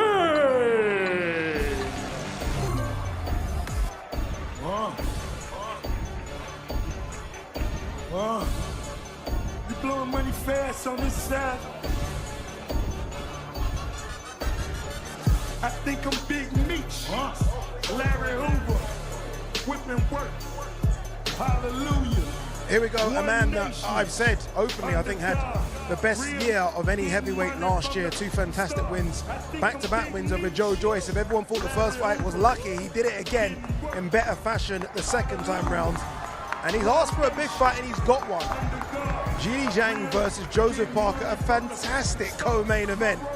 And I think it's 50-50. I can understand how you swing either way, but I think this is a 50-50 spot. I agree, 100%. A really big year, like you say, a standout year almost, though he's been around a while, but a year in which he turned a lot of heads, showed that he's a big player in this division and very close now to something big. Andy Lee has joined us. Andy, let's do it. Let's break what we're seeing down, Andy. I know you're watching every part of Zhilei Zhang. What does he do well? Just everything well. Has a big southpaw.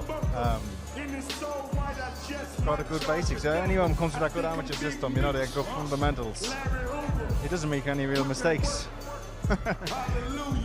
We mentioned up here Joe Parker and the sparring that he must have been doing with numerous southpaws. Who did you bring in, Andy? We had 2 guys in Ireland. One Zach Spiller from Houston, Texas, and Peter Milas from Croatia. And then here in Saudi Arabia we had Agron Smaki, the infamous Agron Smaki who cut Tyson, and we had Mosai Tuma. And it was fantastic sparring, very hard sparring actually. Yeah. You've gone from tough to tough, haven't you? I mean, you don't want any easy opponents for Joseph Parker. Not many would go from Deontay Wilder to Zhilei Zhang. It's kind of normally a gimme in between. Yeah. You've gone for 2 top guys back to back. Why so confident now in your man Joseph Joe Parker? has momentum. And listen, if we could wait 6 months, and we're probably still going to be up with Zhang anyway. Yeah. Now's the time. Joe's in great form. I said momentum, activity, and we're here for the biggest challenges. You know, Joe's been a world champion. He's not undefeated. It's like he has nothing to hide, nothing to fear. He's going in there for the best fights and the biggest fights. Tactically, this is obviously going to be a bit different to the Wilder fight. Is this about being a bit more cute, a bit more selective with the shots as opposed to being that dominant on the front foot? Yeah, it'll be very hard to be on the front, I think, with Zhang. I think Zhang is gonna watch the Joyce fight. I think they're gonna pressure Joe and walk forward. That's what we're prepared for anyway. And if it goes the other way, if he stands back, even better for us. But I expect him to come bring pressure, and that's what we're trained for. So Joe's gonna have to box smart, pick his moments, not be predictable with his punches, because Zhang sits waits, he waits, sits in the pocket and waits with his hands high, and as soon as you punch, he'll punch with you at the same time. Very, very dangerous fight as Zhang. So Joe's got to be very clever. Pick his point, pick his shots, pick his spots, and move. Be alert at all times. We were talking about how important Joseph's feet are going to be in this fight, because again, he needs to get in and mount the attacks. He can't hold his feet against Zhang. Yeah, but you can't also run. You can't run with this guy either. He's going to give him too much momentum. You have to earn his respect and make him fear coming in. You got to kind of get that respect from him. So, yeah, it's moving around, forcing Zhang to move around the tag. Yeah, side steps, not straight lines. It's all these things are good in theory and practicality. When you get in there, it's a fight, and at some point they're going to have to let their hands go. And we'll see how they react. But what we saw against Joseph Parker, he's willing to be brave to do those tactics, like he did with Deontay Wilder. He was brave enough. Those tactics were fantastic.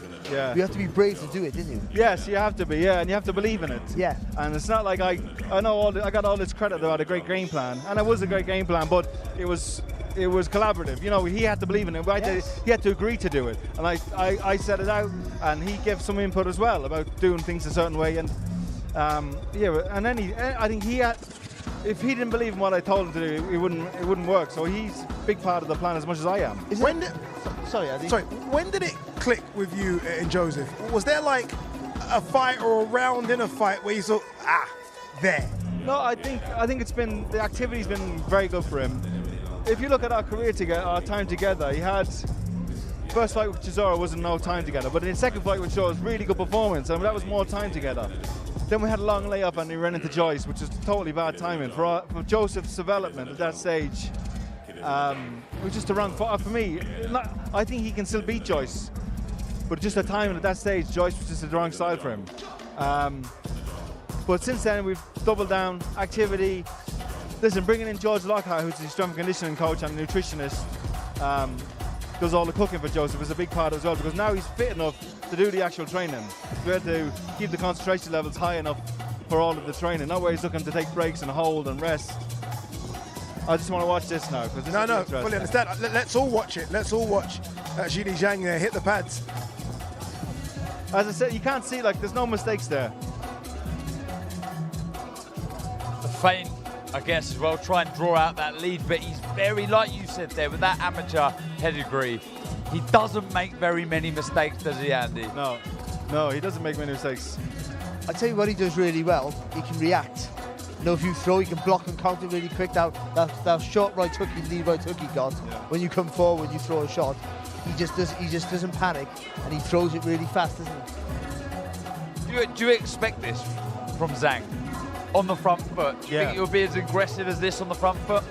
Yeah, he'll be as aggressive as he's allowed to be, really. Yeah. He's got to be, got to be made to respect the distance. He's going to come forward, but he's going to be walking into shots if he's going to walk in just like that. Feints are going to be key. Make him feint and make him react. Does this make you nervous when you watch your fight? No, it makes me more uncomfortable, actually, because when you see them up close, you realise they're just human. They're just like everybody else. They're just fighters. When you're going to sleep at night thinking about it, you build them up to be something that they're not. But he's as good as anybody in the heavyweight division, Zhang. He gives everyone a hard fight on his night. You look at the target, his engine, because that's not the top of this, is it? 40 years old, a lot of miles on the clock. You'd hope he'd tire. For us, he'd go tire going down the stretch. But we can't depend on that either. No.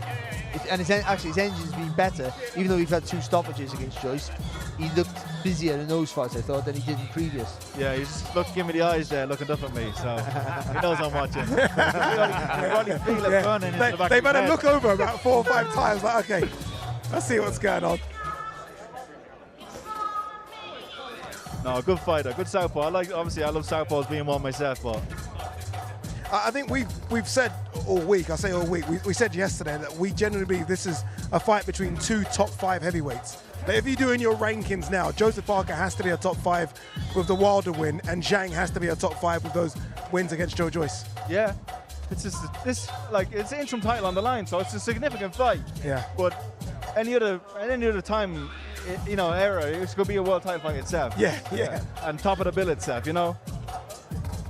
Was you always confident in Parker after the Joyce and the Massey fight that he could come back to some sort of form? I've known Joe, like Joe, I think Joe still hasn't reached his peak, Darren. It's like, he has all the coordination and ability of a middleweight. You know, he can do it all. He can do it all, just the conditioning and the belief. I think it's, you know, and I think he probably admitted himself he fell out of love with the training, from overtraining or not training enough and not living the life outside the gym. I think, yeah, he's seen the benefits of all this the way he's rededicated himself. And I think he wants it even more now, yeah. And that's there you go, former WBA featherweight champion Lee Wood in the building. I say former, obviously, he's relinquished the belt. Raymond Ford has his former title. It's got to be one of the most impressive haircuts in world boxing. It's a great haircut, isn't it? Hopefully, he'll be out very, very soon. A lot of rumours about him versus Josh Warrington. Won't be at the City Ground, but surely go to the AO Arena, neutral venue, and do that one. Yeah, sure. But again, the aggression, you can see it on the front. But I think you're right, Andy. I do think he will try, if he can be the bully, if he can be aggressive on the front foot, he will try to. I think every counter puncher would like to. It suits everybody. If you can go forward, it's half the work of going backwards, isn't it? Yeah. Everyone fights better going forward. And yeah, let him walk in. Just quickly on the flip side, fighting a southpaw. Where do you like the front foot position? There's a lot of talk having it on the outside, but what do you work on? No, I never made an issue of it. Like, everyone said, get your foot on the outside of a southpaw. I would also, as a southpaw, I'd like to be on the inside a lot of times, because you can land different shots and it gives you different openings and different angles. Being on the outside of a southpaw doesn't. Listen, it's not the be all and end all. Well, I can see a lot of openings now from Zhang when he's walking forward like that. Let's hear it for the Uppercut to the body. Uppercut to the body. Watch for it. Andy, appreciate it, my brother. Good luck on Friday, Andy. Thank you very much. See you soon. See you soon. I like that. That was almost a very good insight of a trainer watching what his fighter's going to have to come up against on Friday. Well, it showed the confidence that he has, because again, you can see he's watching, and you know, when you say, you know, are you a bit nervous? But he didn't look nervous. He looked like, yeah, that's what I thought I'd see. And I can see now the way he angles his body. You can see the body shot. When he's trying to close us down, pressure us with the feet. He was watching there, but he was just on the pads. He's just moving forward. You know, he's angling over to the left, and there might be a body shot to play. So he's technically very good, obviously, Andy Lee. That's why he's good at his job now. But it's, yeah, he looked a very confident trainer, and that reflects in the fight, of course. Tough task, isn't it? I mean, and he knows that as well. And when you go that high up in the world rankings, it should be very, very tough. Yeah, because you're on the cuffs of something very, very big, life-changing. You know, I asked the question then, do you get nervous watching this? Because I got butterflies watching Andy, thinking, you know, there's his opponents, you know, his fighter's opponent there shaping up, and it just brought back all the memories of fighting, and it really is a good fight, so intriguing, so many ways that this fight can be won or lost. Honestly, it's one of those, don't leave your front room. Sit down, watch that fight, because so much could happen. Yeah, so much indeed. I was just about to cut across Barry there. Apologies, Barry. Just because Olivia Bazaglo is ringside with Zhilei Zhang. I am. Thank you so much, Addy. Zhilei, you looked good. Are you feeling good? Yeah, I feel very, very good. Yeah. And how have you enjoyed this experience? You got a nice reception coming in. There was loads of fans. It feels like there's loads of fans here just for Zhilei Zhang for this fight. 感觉很多球迷专门为你来的，是不是？是，因为3月8号我和霸哥将至主场。Yeah. That's true. I believe I'm the main event with Joseph Parker. I think you are the main event, Zhilei Zhang. Everyone here loves you. Have you got one last message for Joseph Parker? 有没有最后跟帕克说一句话的？ I'm ready. Park, let's go. Don't need to translate that one. Ado, back to you.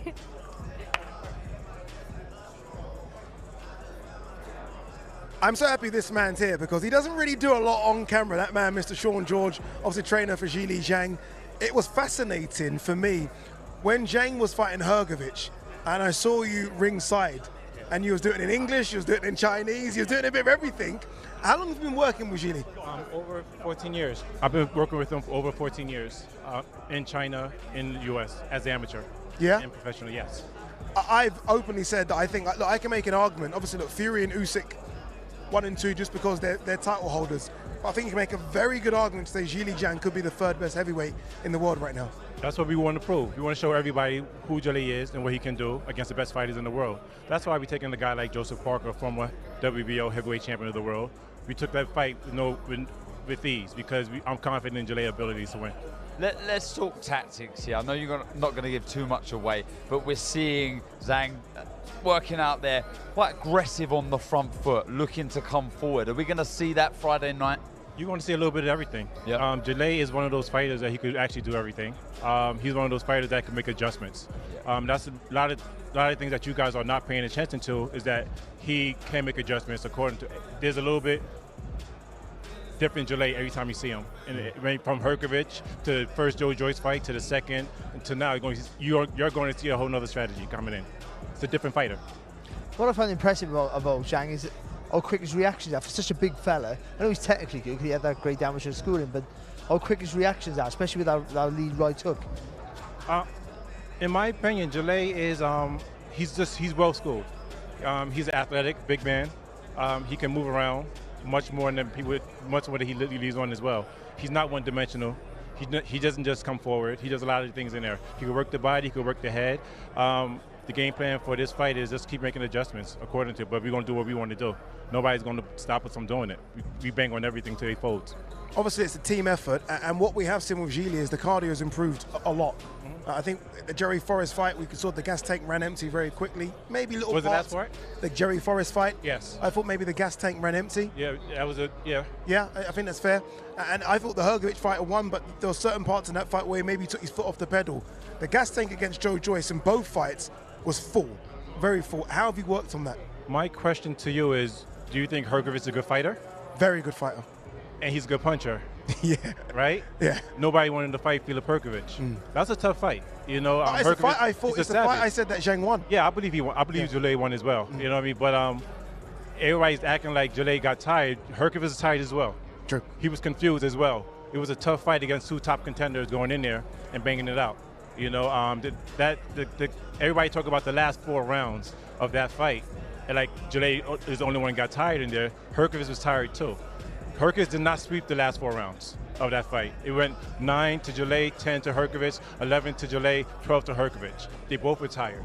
So it's a narrative that's going around there where it should, yeah, there's a narrative. Here's the fight, Sean.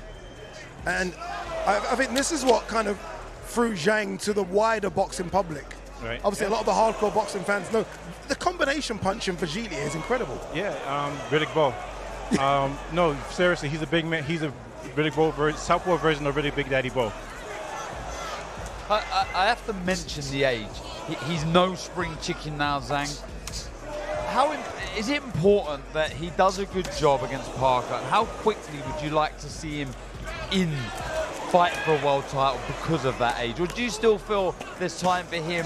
You know, is there still miles on the clock? Zhilei is not slowing down. No. He's getting better.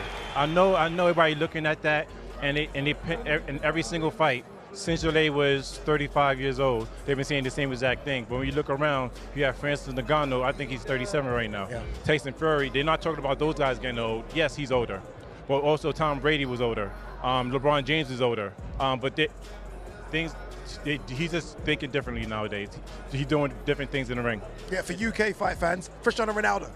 Tom Brady and LeBron James, obviously the American audience would know who those are. Cristiano Ronaldo for us, again, another 39-year-old athlete that's still doing it in his prime.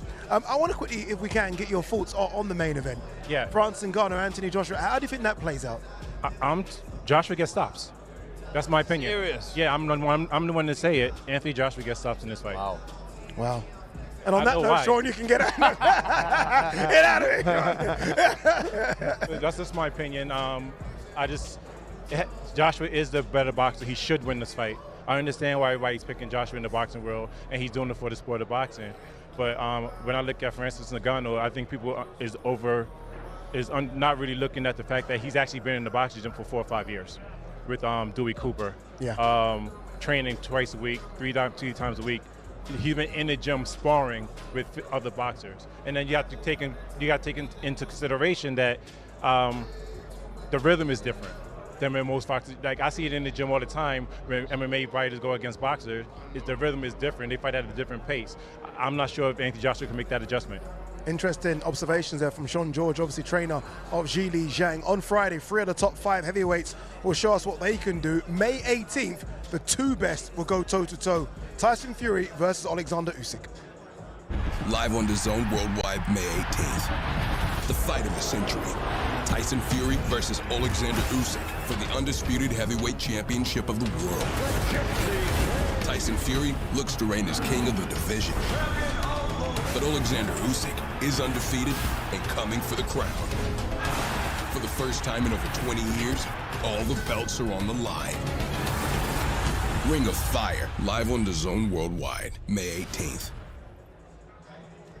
That's going to be special, isn't it? Very, very special, as will Friday night. Anthony Joshua versus Francis Ngannou. The 2 big men, it's ready to get in the ring. Thomas Triber's in the ring already. Francis Ngannou first. Let's throw it downstairs to Thomas Triber. Ladies and gentlemen, our main event this Friday night is scheduled for 10 rounds, and it is an international heavyweight contest. Brought to you by Eddie Hearn for Matchroom Boxing and Frank Warren on behalf of Queensberry Promotions in conjunction with Riyadh Season, National Events Center, the General Entertainment Authority, GIA, Gold Star Promotions, Gimmick, and Sella. We would again like to give a big thank you to His Royal Highness King Salman bin Abdul Aziz, His Royal Highness the Crown Prince Mohammed bin Salman, and His Excellency Chairman of the General Entertainment Authority, GIA, Turkey Al-Sheikh.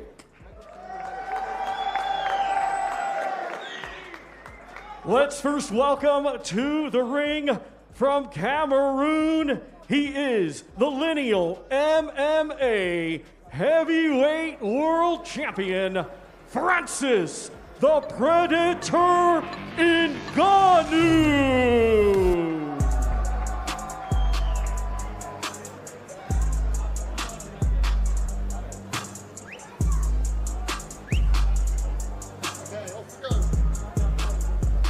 Here we go. Here is the Predator, Francis Ngannou, ready to shock the world. I guess he shocked the world already with that fight against Tyson Fury, but he's ready to try and do it again. And I mean, we heard there from Zhilei Zhang's trainer, he's predicting a Francis Ngannou KO, Barry. Yeah, but he did also say, you know, everything points to Joshua winning. Paraphrasing what he said, of course, but there's common sense would say Joshua should win. But he has that feeling, and I understand the rhythm's different, but I also think that the rhythm's different, but this is a boxing ring, so it's Ngannou who has to adapt his rhythm to the 3-minute schedule. I would have thought it would be more difficult for him. But he's still, we've seen it, you've got something to watch him against Fury, but he's still relatively an unknown quantity. And in this division, where you've got power, you can always get yourself out of trouble. So that's always a worry there for obviously for Anthony Joshua. But listen, and also he might just be a special athlete.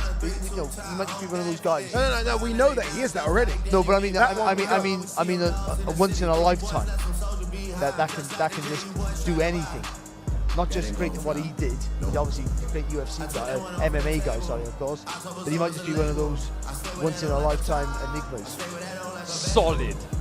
Oh no, he's built solid. Like a brick house. Solid. And do you know what worries me about this is the narrative of Ngannou. Ben Davison and Lee Wiley making sure they're watching this one closely as well. These two will study absolutely everything. Yeah, they will. Even about this little 6 or 7 minutes we're going to get. Yeah, they will. Meticulous. They study their opponents, and that's why this is a little difficult, because there's only the one fight to go against. But yeah, going back to his story, the narrative behind Ngannou, sometimes you know, they're almost unbelievable, but his is real, his is true, and you know, as far as the story's concerned, could you imagine it sort of a film ending with him beating Anthony Joshua? Yeah. You kind of could, with what's already gone on in his life. It's remarkable. He's up against him. When you said it like that, almost like a Rocky movie type thing, it does end with him winning, doesn't it? It is like some film already. Yeah. It really is. Yeah, it doesn't need any extra chapters. Well, this could be the sequel. But I know when you look at Joshua and you go, he's a unit, isn't he, Joshua? Joshua's a proper unit.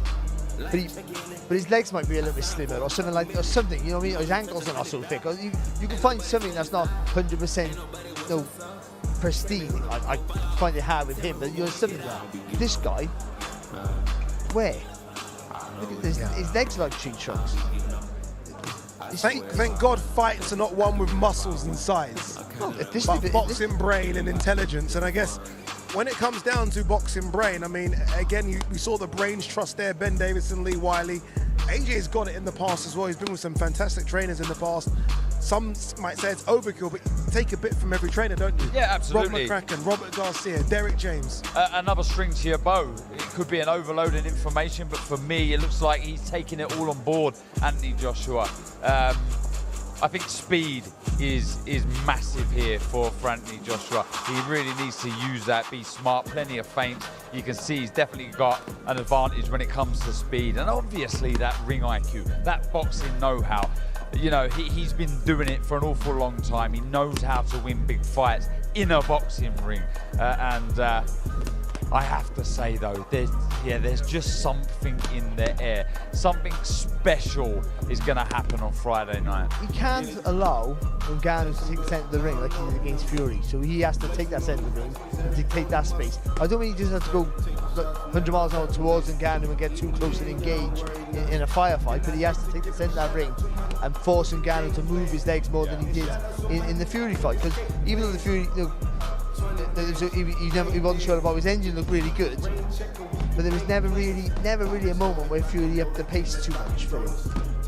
It was never an uncomfortable pace, and if he would have done that, then we would have found out what he was like. Because if you make a fighter panic, the breathing changes, and then all of a sudden, or if you make a fighter use make those big tree trunks legs that he have, move around the ring, you take the centre of the ring, he might tire quite quick. You were just wincing then, as you were watching those body shots. You looked at me, and we both kind of winced when we saw those body shots go in, and it was power in both hands as well. Obviously, he's a big guy. I think, you know, we know he can box now as well. We didn't really know what to expect against Tyson Fury. They're confident. They're confident. Dewey Cooper, his trainer there, in the ring, is super confident. Francis is overconfident. Well, as Darren was saying, the life he's had, this is not scary for him. The things he's gone through his whole life, this is just sport, isn't it? This is probably just fun. You know, the trials and tribulations he's had, you know, you wouldn't wish on anybody. So what's this for him? And when you take pressure away from a situation, it makes it that much more enjoyable, and you can go in there and just express yourself. There is no pressure on this man, only pressure that he puts on himself. Anthony Joshua has to be a huge favourite, so he goes in there and just worries about himself. Go in there and do your thing. Show everyone how good you are. Go out there and shock the world. You haven't got to worry about what anybody else thinks. Everyone believes that Anthony Joshua is going to win this fight. He has other plans. You know, this is the thing though, Darren. I don't know if everyone does believe that Anthony Joshua is going to win the fight. Yeah, I think I think you're right, Darren. People should think that. They should. Yeah, they should. But when you ask a lot of people now, it's more like a lot of people say to me, AJ should. Right. I'll ask you. Are they getting brought in by the story? Are they romantic? No, I think they're getting brought in by the fact that he put Tyson Fury on his backside. Yeah, but look, me and Barry, we've spoken about this before, and though he's very hard to train for, Tyson Fury, he also offered a lot of, he presented a lot of openings that night. And we said this yesterday. If you was to look at if you was to get somebody who didn't really know much about boxing and didn't know Tyson Fury and Francis Ngannou, and you said, who is the novice here? There were certain things that Tyson Fury was doing which made him look like the novice, and that presented a lot of openings for this man to capitalize on. Anthony Joshua is not going to do that. He's going to stick to a disciplined game plan, and he won't offer the same sort of openings that Fury did. Yeah, by the way, the crowd is really, really good, isn't it? I mean, it's open to the public. And look, what we're trying to do, and this is why we put these events on, is that the locals in Saudi Arabia can, start to get behind boxing as they do football, as they do F1, as they do tennis. And I think this is really good to see a crowd turn out like this. By the way, did you see that? There's a couple of locals here, a couple of local kids wrapping their hands. I wouldn't be surprised if AJ doesn't get them in the ring and do the pads. So I don't think we're going to get an AJ workout. I'm watching Ngannou now, though, and I'm thinking, if AJ can push, if AJ's feints and feet doesn't push out Ngannou back, if that solid jab doesn't just make him take a little step back, he's in trouble. Who's in trouble? AJ. If AJ can't push him back with the punches, I love it. I was just thinking, I still think AJ will, but I mean, if those feints in and out with the feet and that solid jab and that good right hand, I'll say knocks him out, doesn't push him back. If you can't take the centre of the ring against this guy and he just keeps walking onto you, then he is in trouble. And what he brings in as well, Darren, zero fear. As a former UFC heavyweight champion, where now they seem to have the tag as the baddest men on the planet, you can see it, look at that, look at the smile. No fear whatsoever. None. And I was just about to say the ring, he'd love the ring this size. He'd love a small ring. He wants to get on the chest, get close to Anthony Joshua. We've seen already, when he lets the long shots go, they're not that quick. Well, they weren't bad. They weren't bad. That was pretty shot. They're a different kettle of fish when he's inside. When he's in close and he shortens up those body shots and the hook's inside, he's a danger man. And by the way, just watching him throw that one, he was on the balls of his feet as well. I was thinking that very light on his feet for a guy that's nearly 19 stone. Very light. And that's important, because with that, when you're a big guy like that, you don't have to load up. If you get the rhythm right, as long as you turn, especially with the right hand, the backhand to hit the right hand, you turn with that, your body does all the work. You don't have to load up and tense up. And how relaxed he is, that they're going to be shots that can knock people out. As much as we are, like loving the size of this man, and he is a big guy, AJ's not a small guy. And we were next to AJ yesterday. AJ's going to come in the ring nearly 18 stone as well. AJ's a lump. Yeah, he's huge. He really, really is. Obviously not as big as Ngannou, but he's a lump. And I think as well, also, I think we're giving this man a chance, a puncher's chance, because of the fragility that we've seen from Anthony Joshua in the past. And I've mentioned the shot that he dropped Tyson Fury with was a similar shot to the shot that Andy Ruiz caught AJ with, high on the temple, and you see the legs completely go from underneath Anthony Joshua, and that makes this intriguing also.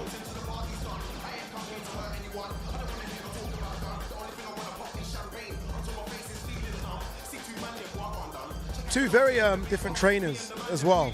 Ben Davison, a bit laid back, quiet, speaks when spoken to. Dewey Cooper, I mean, he's got that kind of rusty, really aggressive voice, hasn't he, as well?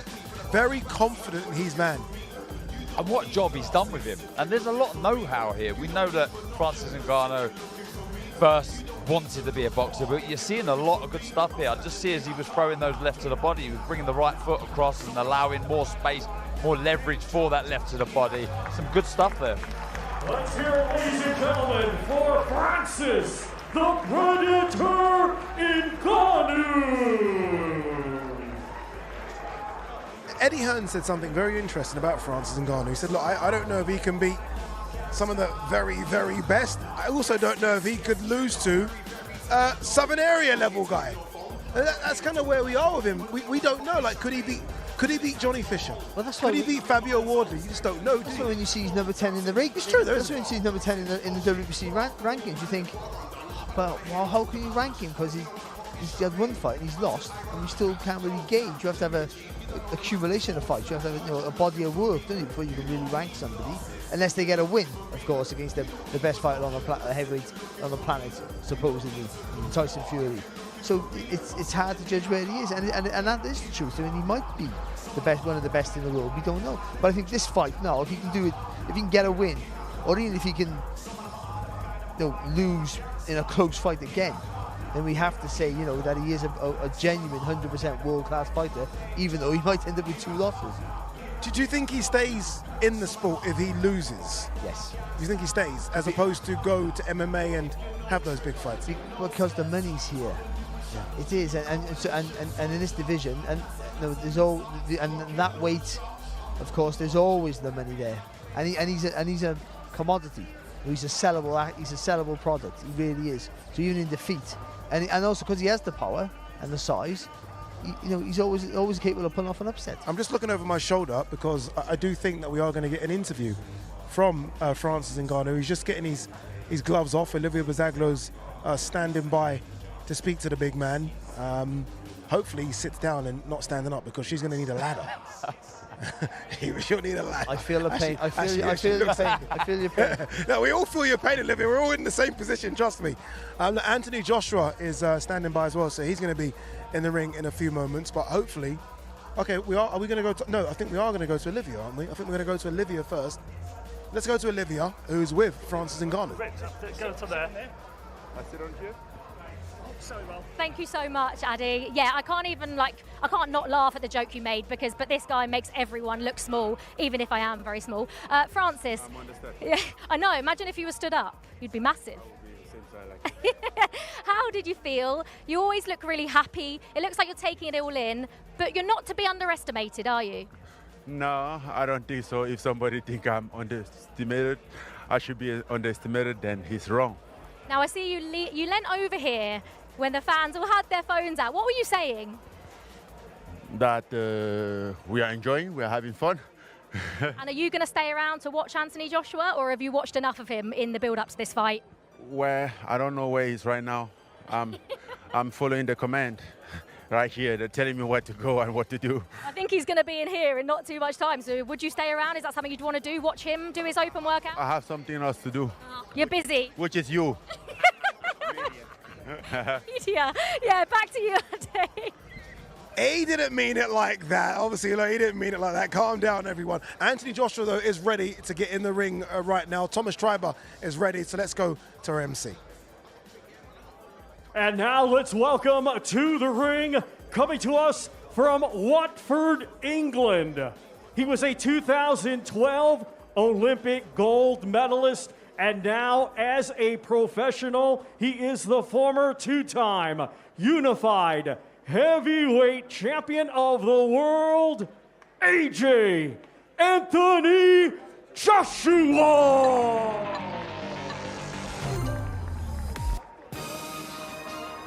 Okay. Yes, sir. Hell round.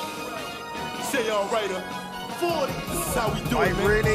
really want to know what's in his music. What's he listening to with that little AirPod? I want to know. I'm desperate to know. Here comes the former 2-time unified heavyweight champion, world Olympic gold medalist, world championship silver medalist as well, and now chasing potentially the winner of Tyson Fury versus Alexander Usyk. Here is Darren Barker, Mr. AJ Anthony Joshua. Yeah, looking focused, looking switched on. Looking in shape. Looking in shape, he really is. He knows the task in front of him. It's an odd one, it's a different one, but he knows it's a challenge, and he knows it's one that he must win if he wants the winner of the Fury-Usyk fight. A lot of pressure on this man here, completely the opposite to his opponent Ngannou. This man must win, and he must win looking good.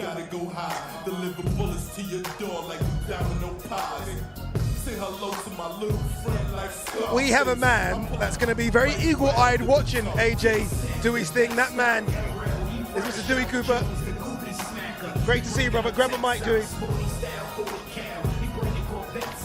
Dewey, how are you? How are you, Dewey? Ready? Excited?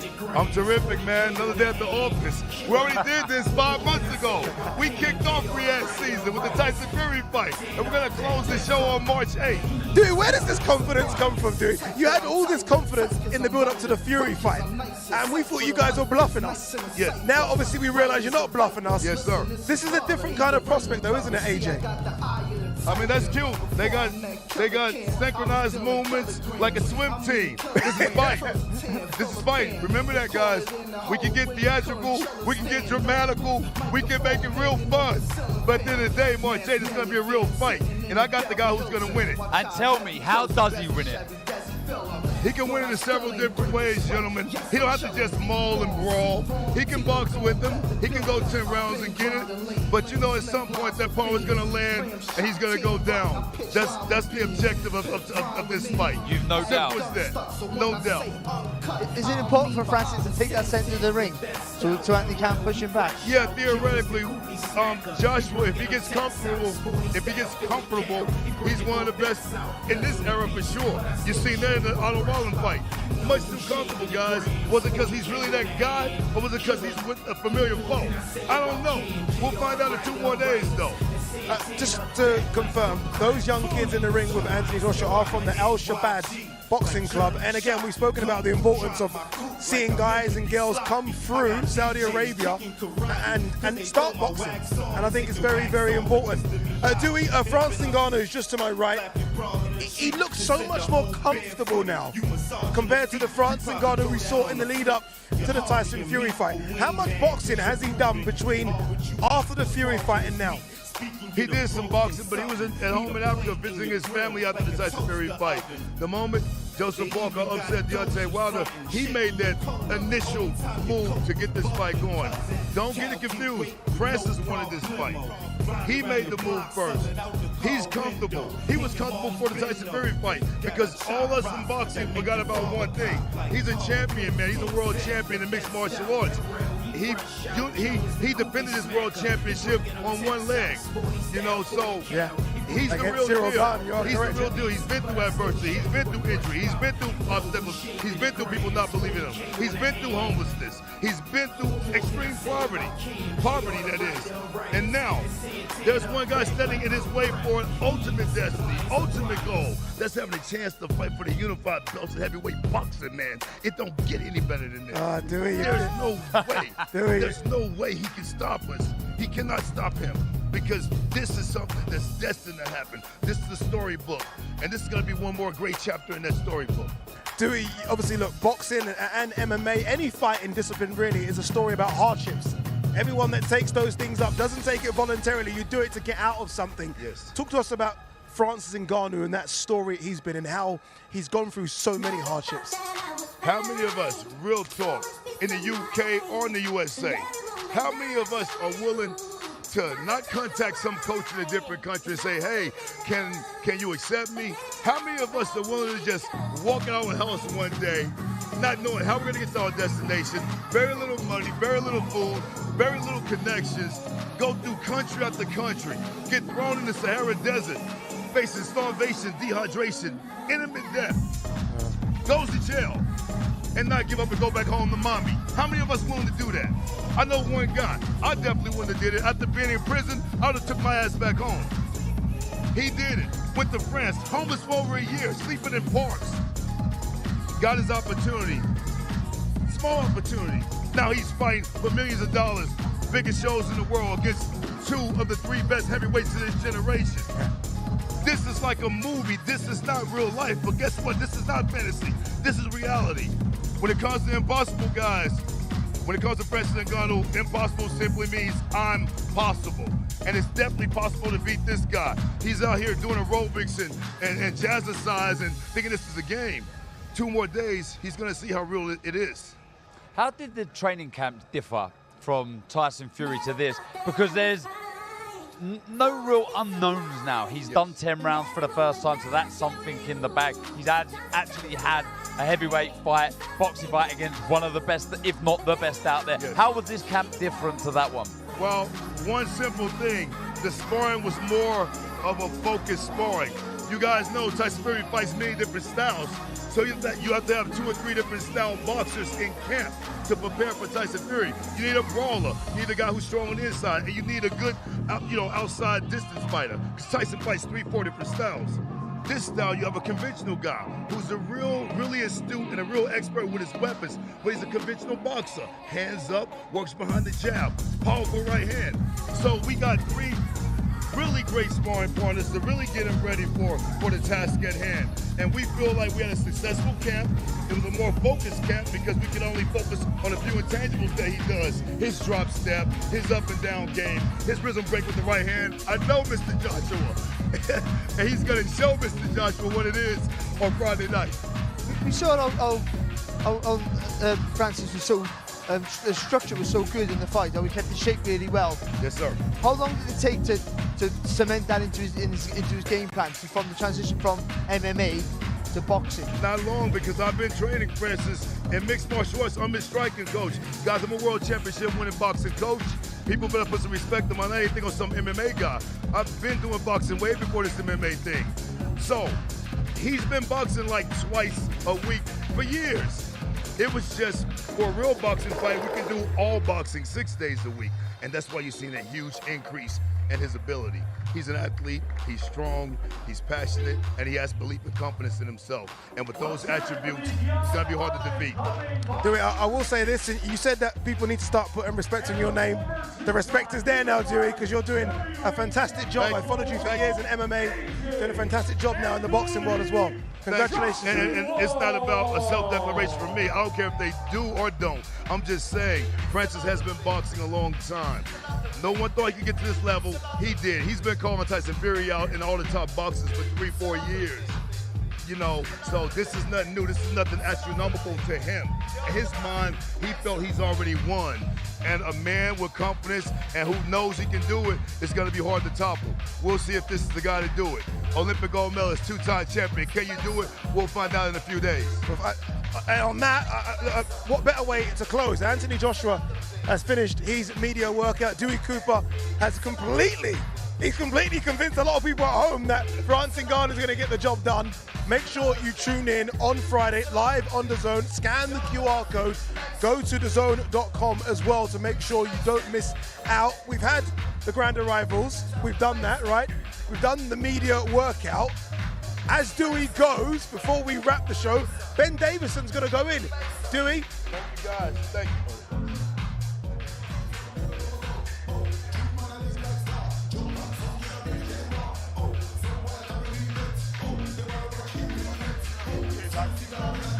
What a great talker. Oh, he's fantastic. Brilliant, brilliant personality. Yeah, me believe him. Honestly, you know that bit where he said he's convinced people at home. He nearly convinced me. Anyway, Olivia Bazaglo is with former unified heavyweight champion Anthony Joshua. I can see her staring at me. I'm coming to you right now, Olivia. Let's go. I'm ready. AJ, we've seen you do something different at open workouts before, and you've done it again this time around. It's a great chance for me to let other people use the platform that I've created to express themselves, their talent. So I know how much people of Saudi are embracing boxing, health in general. Not everyone wants to be a world champion, but health. I just think that I gave them a chance to kind of get on TV, and you know how it is in these days. Hopefully, their parents will see it and all that type of stuff, so it'll boost their morale. Absolutely. And what about the fans here as well that don't get to see you up close and personal? For all these fans here inside this place tonight. I'm here to fight. I wasn't acknowledging that. With all due respect, I'm just here to fight. And is it about just getting to Friday now? Getting through my whole fight career, man. This is my life, everything. Friday, Saturday, Sunday, Monday, Tuesday, fight. And just one final message to your opponent, Francis Ngannou, if you have one. Nothing whatsoever. Talk is cheap. Perfect. Thanks so much, AJ. AJ, appreciate it, mate. Have a good man. I can tell you now, having been around Anthony Joshua for many years, he's in fight mode. And he's ready to go. When the answers are short and sweet like that, it's a good thing we got Ben Davison here to kind of fill in the gaps for us. Ben, firstly, congratulations what you've done not just with Anthony Joshua. I saw Lee Wood there as well ringside. I think a lot of people, what Devin Haney said about you the other day, a lot of people are really starting to see what you're doing for these boxers behind the scenes and in front of the cameras as well. He's your main man. Big task for him on Friday. Yeah, look, we're here now. You know, it's great to hear praise and that. It's fantastic, but he's an Olympic gold medalist. He was a 2-time unified heavyweight champion of the world before he even stepped through the doors of my gym. He's got all the tools in the world. All we've done is just help him understand the tools and sharpen them up. How do you use those tools on Friday night? I know you're not going to go into too much detail, but you've got a mountain in front of you on Friday night. He's a beast physically. He punches really hard. Those tools you talk about, how does he use those on Friday? Yeah, I just think that, you know, AJ's a lot more versatile than Ngannou, you know, just being honest. He's obviously an absolute physical specimen. His physicality brings a challenge by itself. But AJ's also a physical specimen, and that brings a challenge for Ngannou himself. Is it not to overcomplicate things in this? You have to take into consideration the way Ngannou's going to approach the fight. My belief, yeah, all this about his conditioning's better than ever. We now know he can do the 10 rounds. I don't buy that for 1 second. Totally different doing the rounds against AJ and the way he's going to approach the fight than doing the rounds against Tyson the way he approached the fight. I don't believe, especially if he tries to come out and set a pace himself, I don't believe he'll last the rounds. Ben, there was a clear lack with AJ before he got with you. There was a clear lack in his confidence in mounting an attack. It was clear to see. The jab. How did you turn that round? We just, all we've done really is just help him understand. Obviously, we're big on film study. What's the likely reaction of the opponent in this situation? When you do this, how does the opponent most likely respond? How else might he respond? See, we go through, you know, certain scenarios. But a lot of our work is based on scenarios. So I think now with him having an understanding of likely this scenario will come off of this, and we work on how to deal with that, I think that's gave him, the word we're using at the moment is clarity. I asked AJ this question yesterday. I'm going to ask you now, Ben. How do you prepare for a fighter that you've only seen for 10 rounds? Because I know, as you say, you and Lee like to really study fighters. There's not much to study with Francis unless you're looking at some of the MMA stuff. Yeah, we've had a look at some of the MMA stuff. I don't think it's massively different. Okay. He's not a reckless guy, but if he is reckless, you know, all this about power, yes, of course, he punches really hard. So does AJ. Yeah. And AJ's sharper. So if he does want to come in and be a little bit more gung-ho, I believe that, you know, that fight could end quickly as well. So, are you predicting a knockout? Are you thinking you're going to get a knockout? We won't go in there looking for it, forcing it. I'm convinced that he won't be able to do the rounds with the way that AJ is going to approach the fight. Again, not because he's not able to physically do the rounds, just the approach that AJ is going to take, and the lack of experience that Ngannou's had. And I think the false confidence he's got from doing the 10 rounds in the manner that he done them, I do see him struggling to do the 10 rounds the way AJ is going to approach the fight. Is that your plan? No, don't tell me your plan. Is that your plan to take the centre of the ring? Force him to move, a big guy like that to move more than he did. Again, you have to have a look at how the fight starts. You know, you have to take a look in how he's going to approach it. Like you say, that's the only thing with only having one fight. That was his approach in that fight. He may make adjustments there, so we do have to have a look at that. But again, I think Ngannou, yes, he's done some rounds with Tyson Fury, but he's never done some rounds with Anthony Joshua, so he needs to have a look as well, because, you know, I'm confident he's going to get a shock himself. Are you happy with where AJ is mentally the last few days? Yeah, I just think all this about the mentality, you know. I think people look far too much into that. I think it's a false narrative, in my opinion. You know, he lost against Andy Ruiz, immediate rematch. Lost against Usyk, immediate rematch. That tells you a lot about someone's mentality. Ben, we're not going to keep you any longer. Appreciate you for giving us some minutes. Ben Davison, obviously trainer of Anthony Joshua. Look, it's been a good one, haven't it? We've had so much today. We've seen all the fighters hit pads. Some didn't do much, some did quite a lot. But we are 2 days down and 2 more to go. 2 more to go. So we're going to have the press conference tomorrow, weigh-ins on Thursday, showtime on Friday. Make sure you scan that QR code. You don't want to miss the action on Friday. Such a fantastic card and it's headlined by the big boys. Anthony Joshua versus Francis Ngannou. Knockout chaos is getting really heated here in Riyadh. We'll see you tomorrow at 4 p.m. for the presser.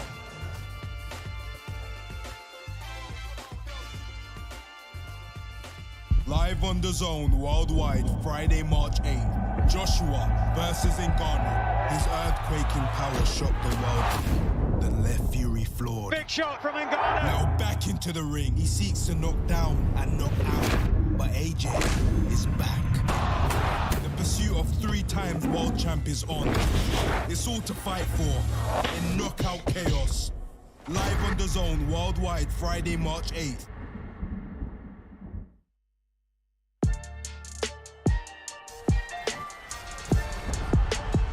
Boxing on DAZN, sponsored by William Hill.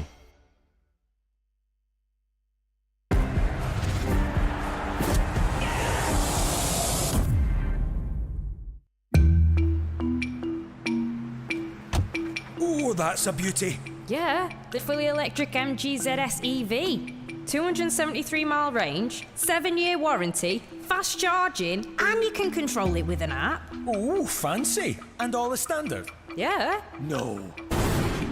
Parked next to you, though, I see. Oh, put your face straight. The MG ZS EV, the family-sized electric SUV, available with 0% finance. Now you're talking. Y'all ready for something new? Just eat. Oh, you thought it was just burgers and fries. They got more flavors than you tasted or you heard in your life. Yummy. It ain't only restaurants anymore. We can go bananas at the grocery store. I'm a bad girl, but my takeout better. What you need, dude? I could cop a taco platter. And my sushi train is on loop. When you're this slick, what you gon' do? Did somebody say just eat? Boxing on DAZN, sponsored by William Hill.